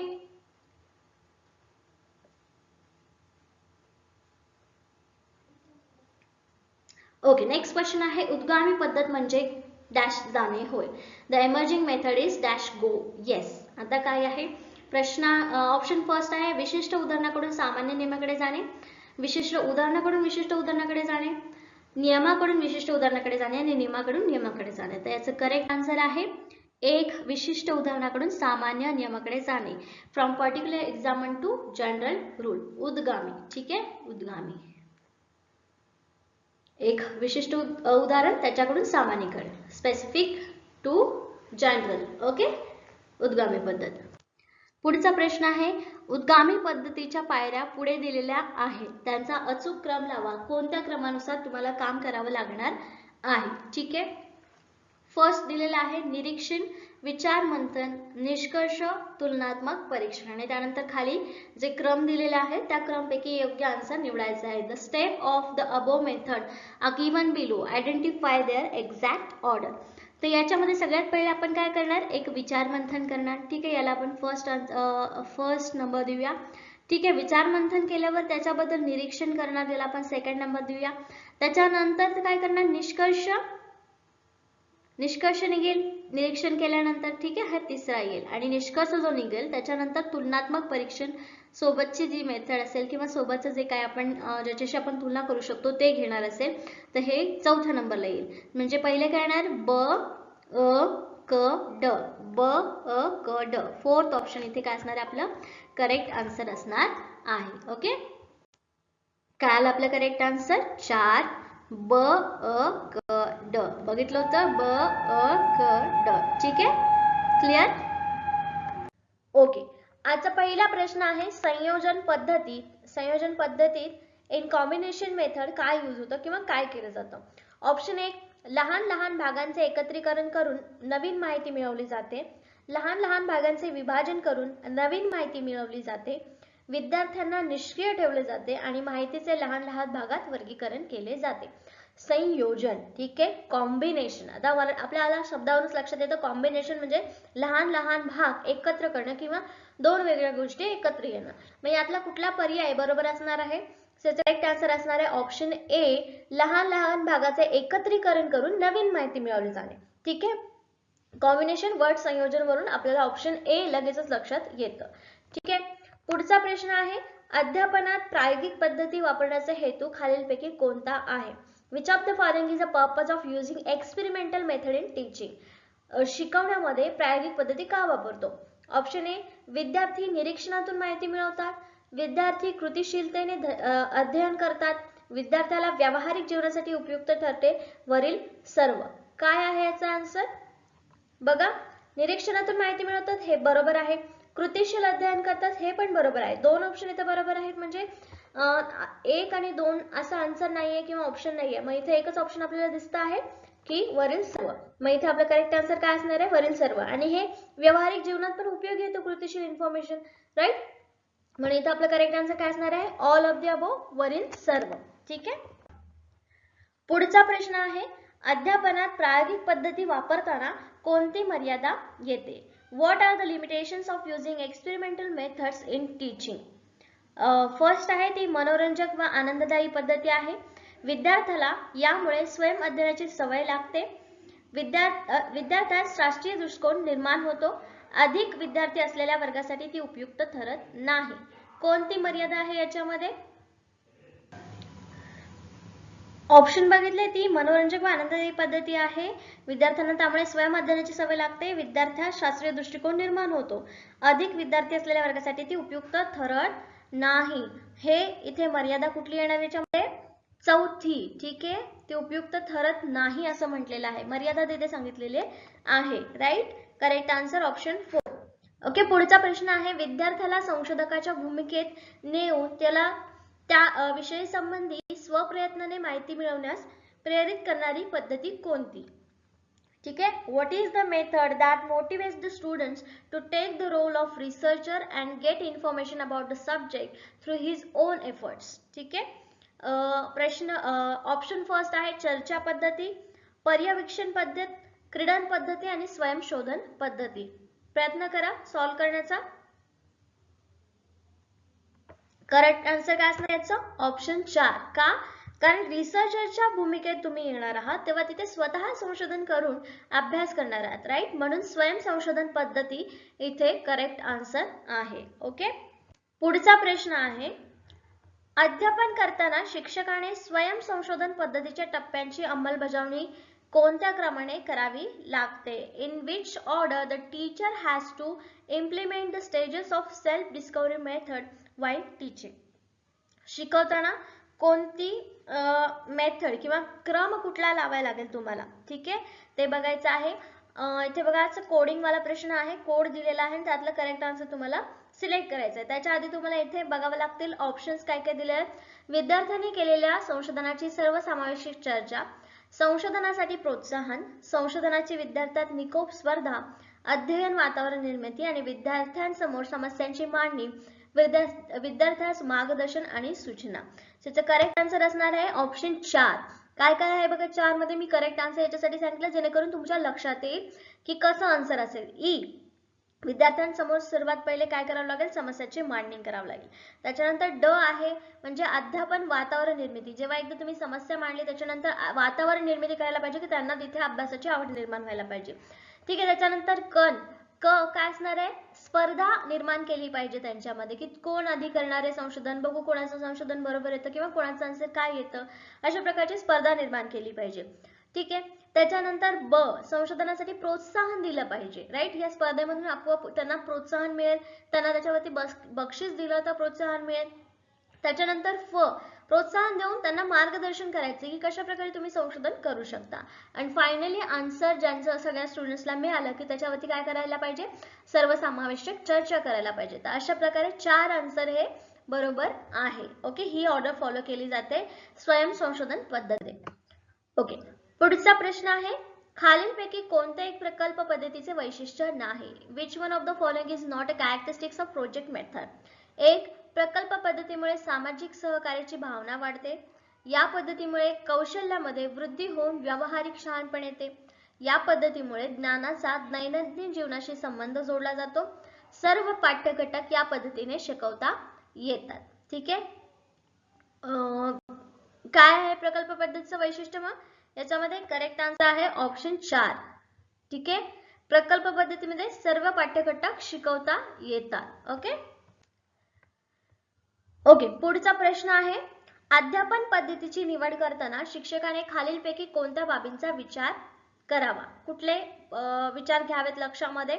ऑप्शन खाली दिलेले आहेत, इथे कोड दिलेला आहे. अभ्यासक्रम लवकर संपेल अशी पद्धती, हा पण विचारात घेऊ का? नाही, याचा विचार शिक्षकांना का नाही. विद्यार्थ्यात दृष्टिकोन कौशल्य निर्माण करणारी पद्धत निवडावी, हे घेऊ शकतो आपण. राईट, त्याच्यानंतर विचारशीलतेला चालना देणारी पद्धती निवडावी, हे घेऊ शकतो आपण. शिक्षक एक घेऊ शकतो. ठीक आहे, शक्यतो व्याख्यान व कथन पद्धतीचा वापर करावा, हे योग्य आहे का? नाही, कथन किंवा व्याख्यानमध्ये विद्यार्थी सक्रिय नसतात त्यामुळे आपण ही पद्धत घेणार नाही. राईट, सामाजिक आंतरक्रियांना वाव देणारी पद्धती हे आपण घेऊ शकतो. म्हणजे कुठले कुठले ऑप्शन्स बरोबर येतात आपल्या इथे? ब, क, ई. ठीक आहे का आपल्याला ऑप्शन इथे? आहे. मग आपलं करेक्ट आन्सर काय येणार आहे? ऑप्शन 4, फक्त ब, क, ई. ओके, क्लिअर झाला? ब, क, ई का आलं? ओके, नेक्स्ट क्वेश्चन, विद्यार्थ्यांनी प्रयोगशाळेत प्राप्त केलेल्या ज्ञानांचे मूल्यमापन कोणत्या चाचण्यांद्वारे करणे श्रेयस्कर ठरते? Which test is preferable to evaluate the knowledge acquired by the students in a laboratory? ठीक आहे. प्रयोगशाळेमध्ये तुम्ही ज्ञान घेता त्याचं मूल्यमापन कोणत्या पद्धतीने करायचं? ऑप्शन लेखी परीक्षा, कृती कसोट्या, वस्तुनिष्ठ चाचणी आणि मौखिक चाचणी. करेक्ट आन्सर असणार आहे आपला ऑप्शन बी.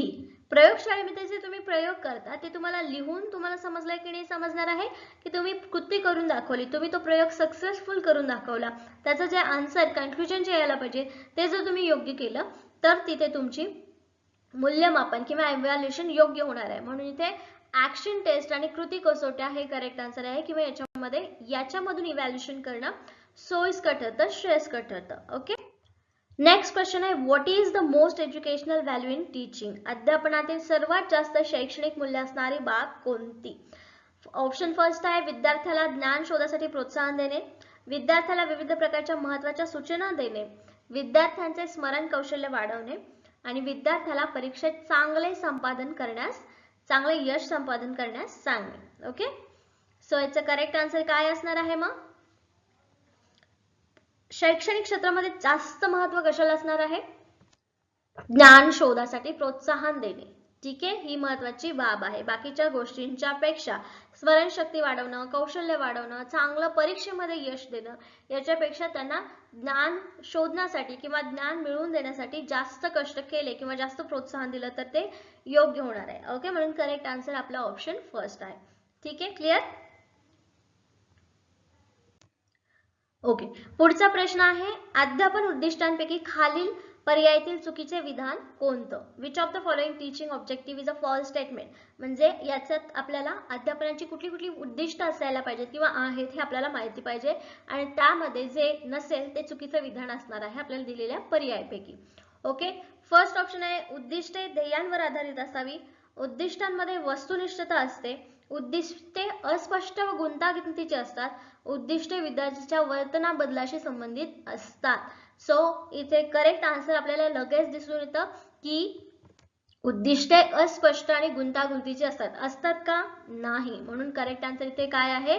ऑप्शन 3. करेक्ट याच्यासाठी म्हणतोय कारण आपल्याला प्रश्न विचारले चुकीचं विधान कोणतं आहे, म्हणून इथे करेक्ट आन्सर हे आहे. हे उद्दिष्ट अस्पष्ट किंवा गुंतागुंतीची नसतात. ठीक आहे, क्लिअर? ओके. पुढचा प्रश्न आहे, नैदानिक चाचण्यांसंबंधी खालीलपैकी चुकीचे विधान कोणते? Which of the following statements regarding clinical test is incorrect? चुकीचं विचारलेलं आहे. ठीक आहे. फर्स्ट ऑप्शन आहे, विद्यार्थ्याच्या अध्ययन विषयक उणीवांची माहिती होते, या चाचण्यांचा वापर शिक्षकाने अवश्य करावा, या चाचण्या मतिमंद विद्यार्थ्यांसाठी असतात, या चाचण्यांमध्ये विद्यार्थ्यात असणाऱ्या उणीवांमागील कारणे शोधतात. याचा करेक्ट आन्सर काय असणार आहे? ऑप्शन 3. मतिमंदांसाठी या चाचण्या असतात, क्लिनिकल टेस्ट. ओके. काय म्हणलेलं आहे? चुकीचं विधान आहे. ठीक आहे, हे सगळ्यांसाठी असतात, सगळ्या स्टुडंटसाठी असतात, म्हणून हे चुकीचं विधान आहे. ओके. पुढचा प्रश्न आहे, clinical test are for which of the following student? याच्यापैकी कोणत्या विद्यार्थ्यांसाठी ही नैदानिक चाचणी खालीलपैकी कोणत्या विद्यार्थ्यांसाठी असतात? ऑप्शन ए, अध्ययन कार्यक्षम विद्यार्थी, सामान्य बुद्धिमत्तेचे विद्यार्थी, दिव्यांग विद्यार्थी, वरील सर्व. काय आन्सर यायला पाहिजे याचा? ऑप्शन 4, वरील सर्व. कारण मी मागच्याच क्वेश्चन मध्ये क्लिअर केलं की स्पेसिफिक अशा कुठल्या स्टुडंटसाठी या चाचण्या नसतात, त्या सर्व स्टुडंटसाठी असतात. ओके. पुढचा प्रश्न आहे, विषयाशी निगडित खेळ घेण्याचा खालीलपैकी फायदा नाही कोणता? Which of the following is not an advantage of playing subject related games? Option first, विद्यार्थ्यास कृतीमुळे संकल्पनांचे आकलन होते, विद्यार्थ्यास मनोरंजनातून शिकता येते, प्रत्यक्ष अनुभवामुळे दीर्घकाळ लक्षात राहते, अध्यापनातील खेळामुळे शिक्षकांचे अध्यापन करण्याचे कष्ट वाचतात. फायदा नाही कोणता याच्यातला? ऑप्शन 4, कष्ट वाचतात हे नाही. खेळ जरी खेळायचा असेल तरी पण तिथे विद्यार्थ्यांची मनस्थिती किंवा कोणत्या प्रकारचे खेळ खेळायला पाहिजे यासाठी शिक्षकांना कष्ट हे घ्यावेच लागतात. सो कष्ट वाचतात हा इथे फायदा नाही. ठीक आहे याचा. सो वरचे 3 जे आहेत ते खेळाशी निगडीत असणाऱ्या अभ्यासामध्ये फायदे होतात. ठीक आहे, क्लिअर? पुढचा प्रश्न आहे, शिक्षक आणि विद्यार्थ्यांसाठी नैदानिक चाचणीच्या वापरानंतर खालीलपैकी काय करावे? Which of the following should a teacher do after using a clinical test for students? प्रमाणित चाचण्यांचा वापर करावा, उपचारात्मक अध्ययन, सहल भेट की विद्यार्थ्यास उणीवारून शिक्षा? याच्यापैकी काय केलं म्हणजे या नैदानिक चाचणीचा फायदा होणार आहे? ठीक आहे, क्लिनिकल टेस्ट केल्यानंतर त्यांनी करेक्ट आन्सर काय असणार आहे याचा? आपला ऑप्शन, म्हणून इथे उपचारात्मक अध्यापन हे करेक्ट आन्सर असणार आहे. ठीक आहे. नैदानिक चाचणी क्लिनिकल टेस्टमध्ये जे मिळेल आपल्याला त्याच्यावरती रेमेडीज करायला पाहिजेत, राईट. म्हणून हे उपचारात्मक अध्यापन करणे इथे योग्य आहे. करेक्ट आन्सर काय असणार आहे आपलं? ऑप्शन 2. ठीक आहे.